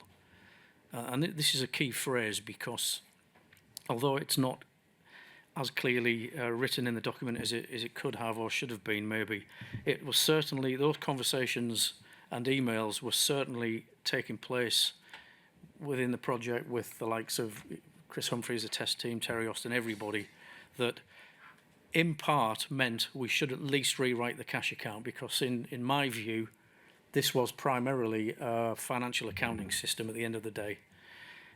If the system blue screened or you couldn't sell a stamp on a Tuesday or whatever it was, that's an inconvenience, but at least financially it's correct. So my recommendation, and those of the senior members which we spoke about earlier, was the cash account must be rewritten at least. That's the in part of that phrase. And so was that, in answer to my question, at the top of your list? Yes, that was the number one thing that needed to be done. Can we go forward to paragraph 41, please, of your witness statement, which is on page 13? And in paragraph 41, you say, I've observed several witness testimonies referring to proposed rewrite as a big deal, a big job that could potentially introduce more problems than it would fix. This was not necessarily true and indicates either a basic misunderstanding of how the EPOS system was built or even potentially suggests an attempt to obfuscate the issue. The EPOS system was modular, and what the other engineers and I was proposing as an immediate action was a rewrite of only the cash account model. It would have been possible to write a new second version of this module alone, leaving all of the other code untouched. Is that what you're referring to? Yeah, so what quickly happened was it was very clear that they took this report, and part of their defence or argument to reject the recommendations that we made was to forget the first part of the sentence where we recommended to rewrite it in part referring to the cash account, and they focused on rewrite the EPOS counter system as a whole. And every conversation that was had after that, and certainly I heard in the testimonies, were conflating the whole proposal to rewrite some of the product into it's too big, it's far too dangerous, it'll introduce more problems. When in fact, if you understood that it was built out of Lego bricks, you could replace the Lego bricks one at a time, starting with the most critical, the most important, which I would argue was the cash account. And here, you could even, because it was a batch process that wasn't part of the counter client customer interaction, you could rewrite that as a separate module and have it running as a shadow process on the account. You could run the cash account twice at the end of the day or whenever as a secondary confirmation, and use the replacement module to check the validity of the first one. And once you'd proved that it worked, you could take the old one out and just continue with the new one. And this was not a large task. It was not something that I couldn't understand why they didn't do it, because it was such a, it's not a small piece of work, but relatively small, and you could have done it without introducing any danger to anything else on the counter. In terms of what happened then, can we turn please to look at FUJ 00121099.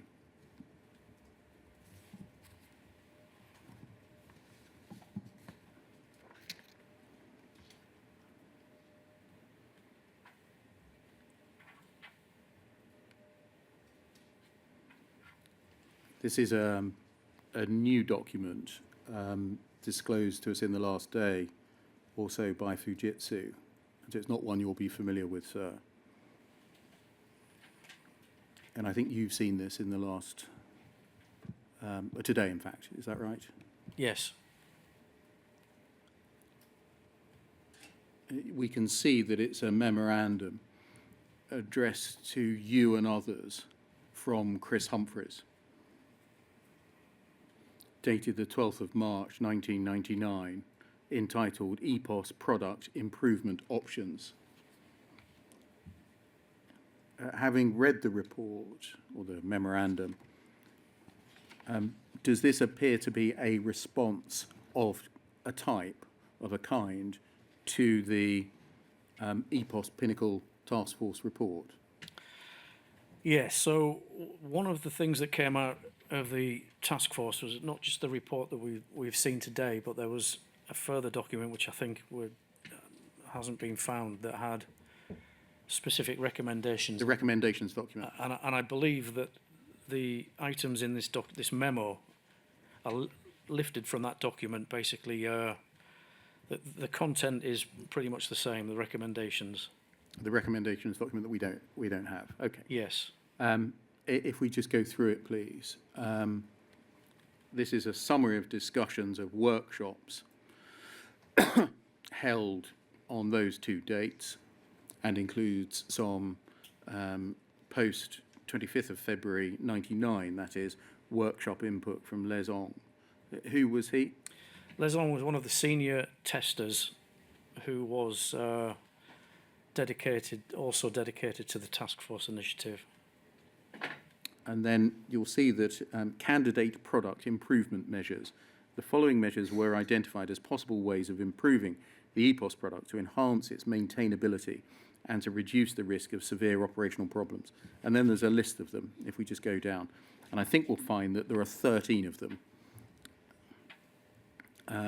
So this is a list of problems. Stock unit, DLL. And you'll see what the problem is, yes? Reporting. Over the page, number 3, attribute grammar.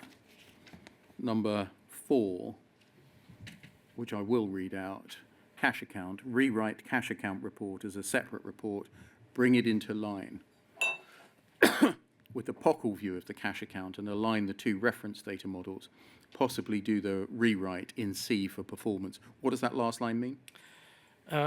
a lot of the stuff was written Visual Basic, which was a lot heavier and slower. C is a language which is much more, it gives a higher performance after it's been compiled and delivered onto the system. 5, error handling. 6, business rule validation. 7, logic threads. 8, comments. 9, tidy up code. 10, modularize code. 11, document over the page. 12, error messages. 13, menu navigation. And then the document says each of the above improvement measures was evaluated against the following set of criteria. The first 2 criteria tend in favour of implementing a measure, and the remaining 3 tend against. So we look at the 2 pluses, I'm going to call them first.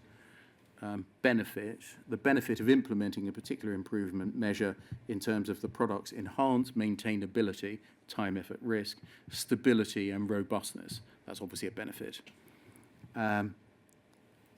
Secondly, a plus, the do-nothing risk. Risk that if a particular improvement measure is not implemented, a severe software problem will arise in live operation that is difficult or impossible to manage or recover from. This could arise in the initially released system or from an error implementing a subsequent change to the software. There's also the risk that due to poor maintainability, a business-critical change could not be implemented within the required timescale. And then if we go down to what I'm going to call the minuses, i.e. things that tend against doing any of the 13 things. Destabilization risk that implementing a particular improvement measure will destabilize the product. Migration risk, the risk that for a particular improvement measure, the process of migrating in live service from the old to the new product, embodying the measure will encounter unforeseen difficulties, leading to a position that is difficult or impossible to manage and recover from. Then over the page. The other negative, minus, is the time, effort and budget required to implement the measure. And then in a matrix, the author has written high, medium or low against each of those 13.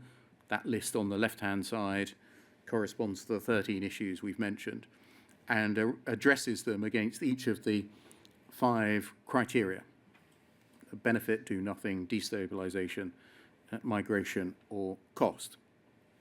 And can we just look at cash account? The benefit is said to be at low. The do nothing risk is said to be low. The destabilization risk is said to be high. The migration risk is said to be high. The cost is said to be high. Do you agree with those 5 evaluations? Do you agree with any of them? On that highlighted line, when I first saw this document this morning, my initial impression was that I'd got my understanding of positive and negative the wrong way around, because they are inverse to what I would have said. So the benefit would have been high, the do nothing risk would have been high. Yeah. The destabilization, migration and cost risk would have been low. Correct. They should all be the other way around. Yes.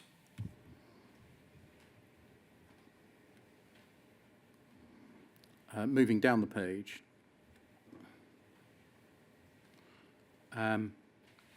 There's then a score essentially given to each of the evaluation of high, medium and low. And if you look, that explanation is at the foot of the page. If we go over the page, please. Applying those weightings to the scores, if we highlight cash account, the benefit has been scored at 3, consistent with high. The do nothing risk, 3 also, but then 3 minus 6s for destabilization, migration and cost, leading to a grand total of minus 12. And then if you go to the table underneath, just scroll down a little bit, the ranking of whether to or not to do any of those things is set out in a rank, and rewriting the cash account comes out as the as bottom. Do you agree with that assessment and approach? I don't understand it. It's upside down. I've no idea how you could ever come up with such a ridiculous scoring system and end up with the cash account being at the bottom by quite a margin, yet you're talking about a financial accounting system that clearly doesn't work. It's beyond me. At this stage in the process, we're dealing at March 1999. Where was the EPOS project in terms of its ability to get any change done? In terms of change, are you referring to bug fixing or additional functionality? But both, if you take them in stages, please. I wasn't on the counter team by then, but I believe that they had improved certain things to a degree. They started to put better practices in place and things like that for a little bit more discipline. And I think they'd implemented some of the new functionality in a better way than they had historically. But the fact that they're left with a legacy code and all of the associated problems inside it just meant that it wasn't going to be a different outcome. Can you help explain how it was that Chris Humphreys, who you have referred to in relatively positive terms in your evidence so far, came to write a document such as this? I can't. I was surprised when I saw it because, exactly as you've said, Chris was always very... he understood the problem, and he was always very supportive in trying to affect change to a degree. Why this has happened at that stage in time, I can't imagine. I have my suspicions, but it's probably not. Well, can you help us with that? I think the project by then had, shortly after the cash account, the task force initiative and the subsequent recommendations that came out and the noise around it, there was a very definite project push to get the lid back onto that tin of worms and move on with acceptance in a positive way. And that did not include rewriting any of the code, as evidenced by this recommendation here. And so I think how any dissenting voices were either sidelined or moved or ignored, and this was the narrative to move on through the acceptance process. So it doesn't surprise me that documents like this were created, but as to why, I can only imagine. Can I just unpick that a little bit so I understand it? You're saying that it doesn't surprise you that a document like this was written because at this stage of the process, the prevailing narrative was to move on, get the project rolled out, and therefore rewriting the cash account was not on the cards, and you couldn't write a document that said we need to rewrite the cash account. Correct.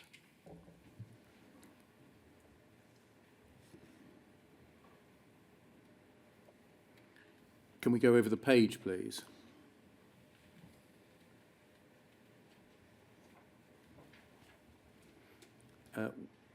The second workshop discussion, which I think we saw from the earlier in the report, was the 9th of March, 1999.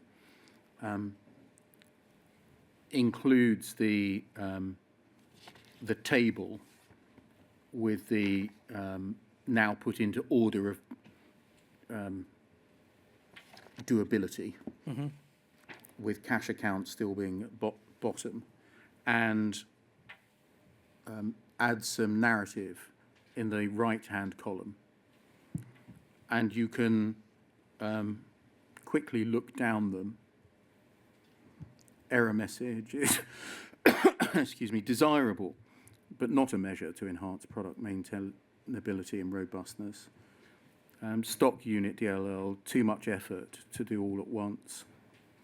Attribute grammar, most of the benefit comes from the documentation. Redundant attributes is desirable for space saving, but does not add much towards maintainability.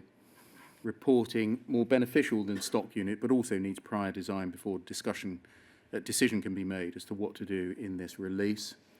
Document should be undertaken as modules are open for development work, waste of time documenting existing stock unit. Logic threads too risky. Comments implement as modules are opened up for development.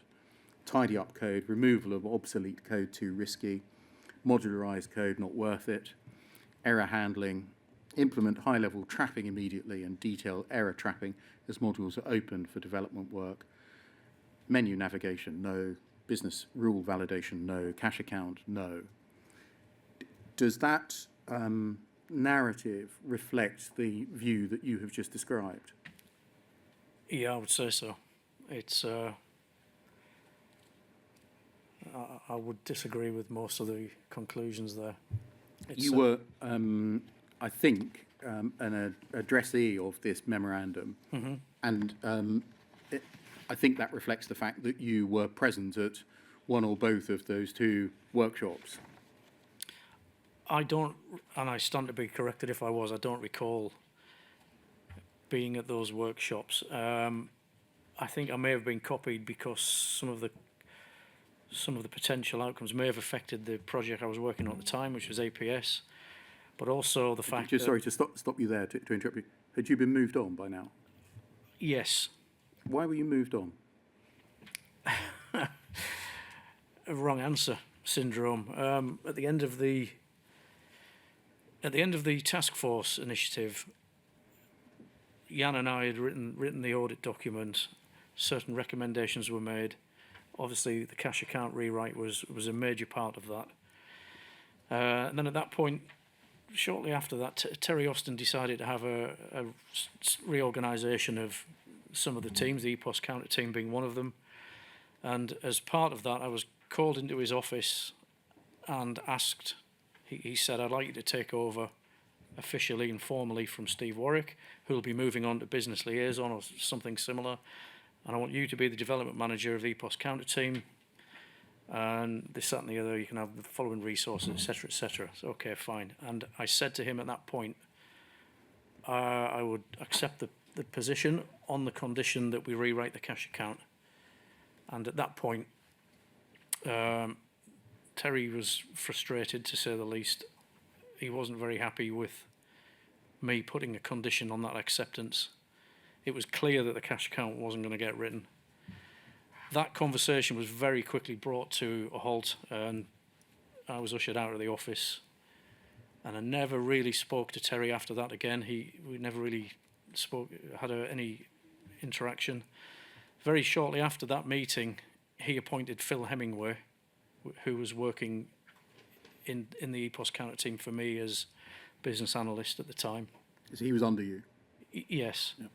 And he appointed Phil Hemingway as the development lead on that team at that point, and I was moved off onto another team, the LFS counter development team, which was a new piece of software that they needed developing. So you think you probably didn't attend in February 99 and March 99? I think I was already off on the LFS counter team by then. Do you know why you were copied into a memorandum such as this? No idea. Sorry. Did it have anything to do with the work that you were currently doing? It's certainly nothing to do with logistics feeder service, which is where I was working at the time. I can only think that it was as a result of the fact that this document is based largely on the recommendations that Jan and myself and Martin Smith and a couple of the guys made as part of the task force. So those recommendations that are in the previous pages are probably lifted from that document, and he might be copying me in as a courtesy. I don't know. So this didn't have anything to do with your current work. Did you, can you now recall, do anything as a result of the receipt of it? I don't remember even seeing it, to be honest, at the time. I do recognise the document now that you've shown it me, but I have no recollection of what happened around it or what result it had. I think by then everyone had just given up trying to argue with the narrative.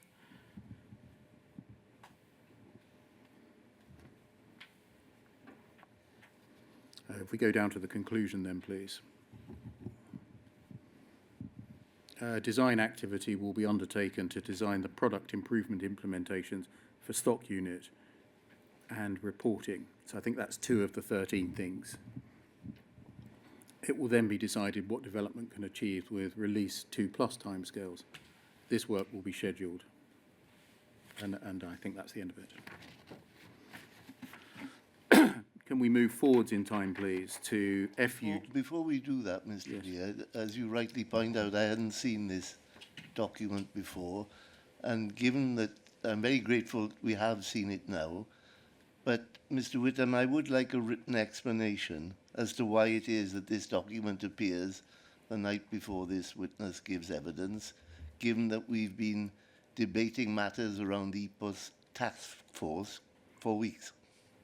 Sir, certainly it was in the correspondence that came with it. Well, we'll explain it. all right. I'll read that and then I'll decide whether I want any more. Thanks. Can we turn, please, to FUJ 0007 9782?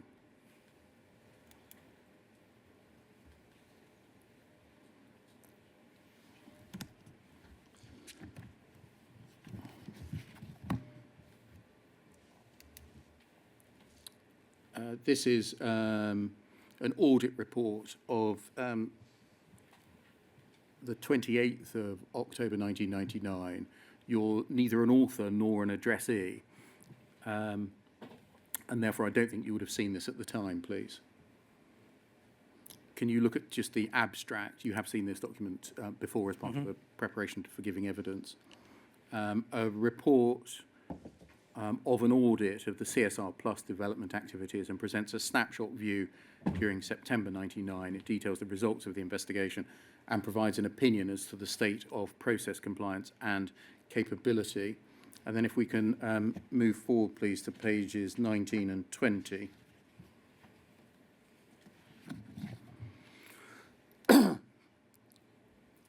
There's a description of EPOS. From the CSR Plus perspective, the development of the EPOS product has been successful, with software drops being made according to the planned schedules and confidence in the team that future drops will be achieved on time. Unfortunately, EPOS continues to be resource hungry in dealing with live problems associated with CSR and in ensuring that these fixes are brought forwards and incorporated into the CSR Plus product. The EPOS task force report, and that's a footnote 6, which takes you back to that list of associated documents that I showed you right at the beginning of giving your evidence. It's a reference back to what's described as version 0.3 of the Pinnacle Task Force report, dated the 29th of September 1998. The EPOS Task Force report raised the question of the maintainability and resilience of the EPOS code following the 6-week Pinnacle Blitz, where some 550 Pinnacles were processed. Since then, a further 996 Pinnacles have been raised, and these can only have had a detrimental effect on the quality of the code. What do you think reading that? Sorry, what do you think reading that, seeing that? It's everything we said in the task force. I mean, the statistics, the volume of Pinnacles alone tell the story. It's a very accurate description of where we were at the time. The authors continue, in particular, the maintainability, resilience, and potential for change aspects must be subject to doubt. The report also identified many instances of poor programming technique and application of coding standards. And while CSR Plus changes have been reviewed by the team leader, no attempts have been made to address the significant body of code not affected. There's also anecdotal evidence that EPOS components used by other applications are fragile and cause problems for the calling application. Print server was mentioned by both LFS and APS counter teams. And then if we go over the page, please. Right, so there's quite a lot in that paragraph alone that is indicative of the fact that, first of all, the number of pinnacles being raised isn't diminishing and the problems persist. And sorry, could you just go back up to the page before? Absolutely, yes. One page back, please, Frankie.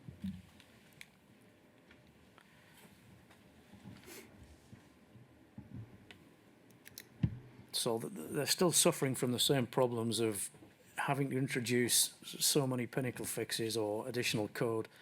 Maintainability and resilience is a problem. This is, remember, late This October 99. This is over a year later, and they're still suffering from the same issues. Poor programming techniques, application coding standards are missing.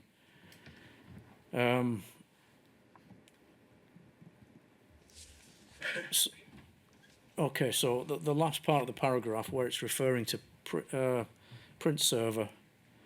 So by then I was off on the LFS development counter development team, and my peer on the APS team was also experiencing the same problems that when we built a separate part of the counter position which had to talk to the EPOS counter and use the print server which was part of the EPOS counter.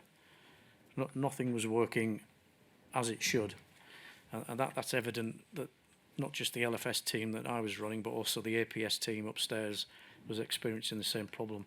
In fact, that print server became quite a bit of an issue. And then if we scroll down, I maybe jump too quickly to the next page. There's an analysis month by month of pinnacles raised, I think, for EPOS and desktop, and then EPOS on its own. And if you go over the page, please, you can see that the numbers don't change substantially. So that table in itself tells you exactly what we were referring to earlier, that you would expect to see the number of issues diminish over time as the quality improved. And in fact it's almost becoming worse. And then the narrative of the report says the figures indicate that the problems facing EPOS during the task force period have not diminished. I think that's essentially what you said. That's exactly it. So there's a comment about this CSR Plus release, which was a big bone of contention at the time, that at the end of the task force, they were given the report that we co-authored, detailing what the senior engineers, senior auditing guy, and all of the experienced people around the project were saying, detailing the problems. And it's like the captain of the ship's been told that there's a hole in the boat and it's filling with water by the engineers. Instead of fixing the hole, what they did was they went away and constructed this CSR Plus release, which is akin to painting a plimsoll line on the outside of the boat so that they could measure how fast it was sinking. The whole context of this CSR Plus release was about being able to detect discrepancies between the counter and the middle and back office, the APS systems and such, and highlight where there was a difference between the number of transactions or the balance between the two being different. And that's just building a dipstick instead of actually fixing the hole in the boat. And they spent a year, an inordinate amount of time and resource on this release instead of fixing the problem. The authors continue, of greater concern are the non-EPOS pinnacles within the group, suggesting that there are still still serious quality problems in this vital customer-facing element of the system. And then in the box in italics, the EPOS solutions report made specific recommendations to consider the redesign and rewrite of EPOS in part or in whole to address the then known shortcomings. In light of the continued evidence of poor product quality, these recommendations should be reconsidered. You're shaking your head. Why is that? Well, there it is again. This is a year later, and Jan Holmes he's even got a box around it trying to emphasise the fact that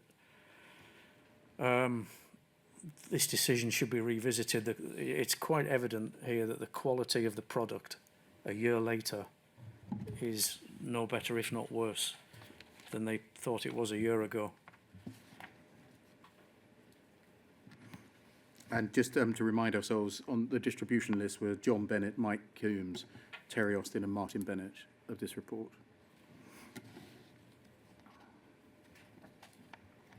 Can we just look at two other documents, please, briefly? The first, poll 304 3691.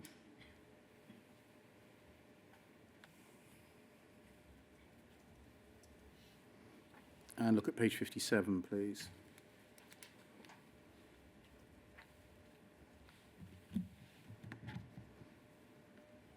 This is an AI for 376, which you know about, I think. Yeah, I've seen this document, yes. You, I don't think, would have been copied in at the time, is that No. right?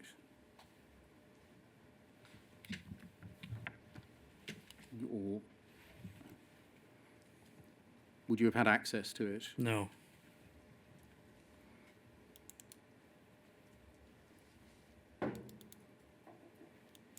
In which case, I'm not going to ask you questions about it. Well, I can just comment on what this paragraph.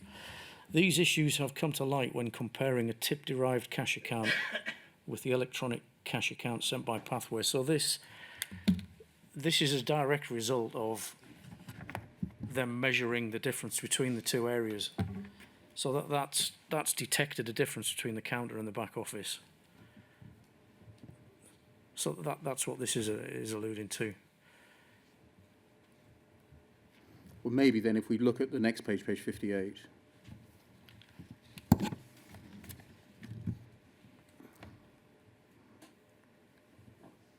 Pathway has analysed all occurrences of where the tip-derived cash account does not equal the actual cash account.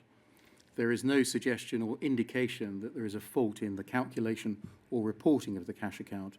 The incidents relate to an occasional missing transaction when reporting to tip. This had a rate of occurrence of around 1% of outlets per week. Now, you'd obviously been advocating the rewriting of the cash account in autumn 98. We're now here, this was July 99. What would your view be as to whether or not the problems referred to in this AI were related to the problems in the EPOS code? Or can't you tell? I think it's highly likely. I don't think they know what the problem is reading that. What we saw this stuff all the time. And it's no surprise to see it there at this time and date. How they've based that conclusion that it's the tip missing a well, how can the derived cash account? There's no suggestion or indication that there is a fault in the calculation. Well, but there's a transaction missing. How does that work?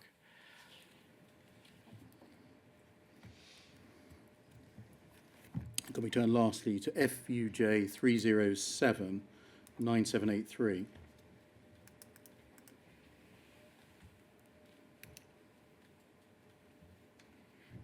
And turn to page 6 of this document, please.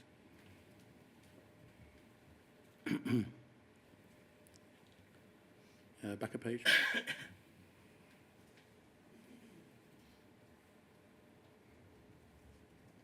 Forward a page, please. Thank you. Now, we don't, as an inquiry, have emails or many emails dating from this time at all, but we do benefit from having the content of an email being cut and paste, it seems, into this other document, which we do have. And you'll see on the left-hand side a report of an observational recommendation, being the audit identified that EPOS continues to be unstable. This is now November 99. So EPOS continues to be unstable. Pinnacle evidence illustrated that the number of pinnacles raised since the 98 task force and the rate of their being raised. The EPOS Solutions report made specific recommendations to consider the redesign and rewrite of EPOS in part or in whole to address the then known shortcomings. In the light of the continued evidence of poor product quality, these recommendations should be reconsidered. We've seen that. And then the response, 25th of November, an email issued by TPA, which I understand to be Terry Austin. We have not formally closed down the recommendation that we re-engineer the EPOS application due to its inherent instability. Since this recommendation was made, a number of events / actions have occurred. We've embarked on a major maintenance exercise for LT2, which targeted several known stability issues. In parallel, we carried out a defensive testing activity which identified a number of faults which were addressed. The intensive exercise designed to remove acceptance incident 298 resulted in many substantial improvements to the error handling, messaging and product and printing aspects of the product. We finally introduced improved unit and link testing and more disciplined configuration control. Finally, the maintainability and enhanceability of the product has been proven by the speed and quality of the SIP16 and EPOS reconciliation developments. We will, of course, continue to monitor the Pinnacle stack for the next few months and, if necessary, re-evaluate this decision. Would Jan please close this issue formally using the rationale described? What do you understand that answer to mean? Overall? So, this is obviously one of the critical elements for POCL accepting the product. And he's started the explanation there with his first sentence saying that they haven't ruled it out, even though it's a year later, and the Pinnacle statistics tend to suggest that the product's worse, not better. Yet concludes with a final sentence of asking Jan to close it, based on a logic which is we've done lots of things. Remedial work, code improvements, etc., but those improvements are not reflected in the Pinnacle statistics. So, how, if you were the client, POCL, or how could you accept that as an argument unless you didn't have visibility of the Pinnacle statistics? I don't know. Can we just turn then lastly to POCL's knowledge and turn up paragraph 52 of your witness statement? WITN 00620100 at page 17.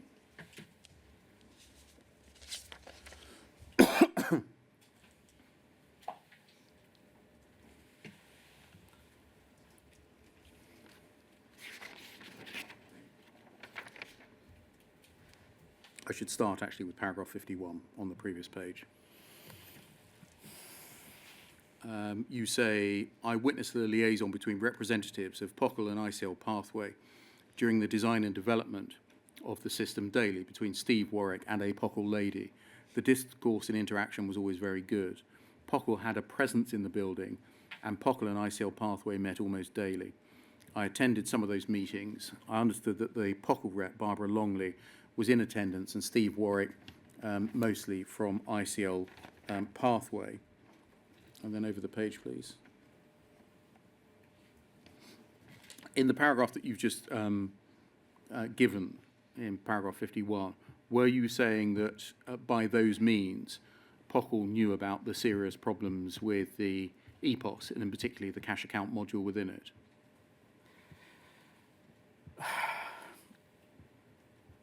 I think it would be difficult to have been in the building and not be aware of the problems that the EPOS counter system was experiencing. I also think it will be difficult to be in the building without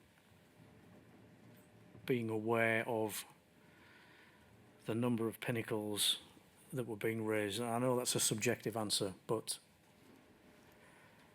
I think it will be difficult to argue that you're in the building but you're not aware. Now, having said that,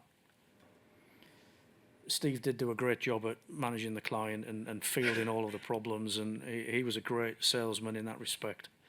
So it could be also equally arguable that they were kept in the dark to a certain degree. Now, when I refer to the fact that they definitely knew that the cash account was broken, I'm talking about the pinnacle, which I think is referred to at the bottom of paragraph 52, where it has a full audit trail of everybody who read, touched and commented on that particular cash account error.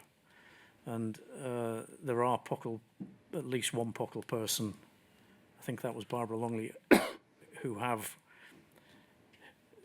whose desk that pinnacle did cross, and she has commented in it at some point. So that speaks specifically to that one pinnacle. Whether you could argue that gave them an awareness of all the problems, I don't know, but I think it would be difficult not to.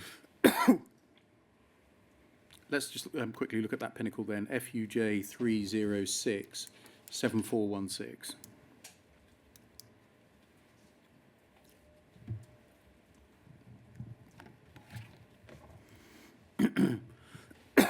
And just before we dive into the detail, is your understanding that the peak incident management system was an internal ICL system? I was under the impression, and I may be wrong, that the peak incidents came from,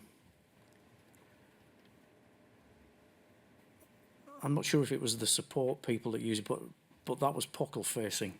So when POCL raised an issue, it was a peak incident. When that was fed into the ICL pinnacle system, that was the pinnacle system. The call logger on the top right-hand side is shown as EDSC. Was that the European Development and Support Centre at ICL? I don't know what that stands for. Let's look then at the first box in the progress narrative. Against the date of the 16th of May, 3 lines in, the host generated cash account line comparisons report dated the 15th of May, where Post Office 169207 has a difference in the receipt and payments total for cash accounting period 06. Please investigate. Would you agree that that suggests that the issue had arisen with Post Office branch 169207? Yes. And so would that be the customer who had raised the issue with the EDSC? Yes, in fact, it is logged as a call logger of customer call, so that would indicate it's come from a customer. So POCL had an involvement to the extent that a sub-postmaster or a person in that branch raised the issue initially? Yes. I'm more interested in whether POCL design development people, whether co-located or not with ICL, would have sight of or visibility of this document. Can you help us on that? Well, they certainly would, because this is out in the POCL estate, and it's them who's raised the call. I was under the understanding that Barbara Longley, who's in the second box down there, was a POCL person. I may be wrong. I thought she was. This has come from the POCL estate, and it's gone through right from the customer through first line support. And so it's Barbara Longley's user identification on this peak that causes you to say that Pockle knew that there were problems with the EPOS system. Yes. Yes, thank you very much. They're the only questions that I asked. There may be some questions from others. Anyone? No? I think that's it, Mr. Beer. And your prediction was very precise. Thank you, Mr. McDonnell, for coming to give your oral evidence. Thank you, too, for making your written statement. I'm very grateful. 2 o'clock, or do you need to start at 5:02? And that's all down to Mr. Blake. And Blake? 2 o'clock. 2 o'clock, fine. Bye.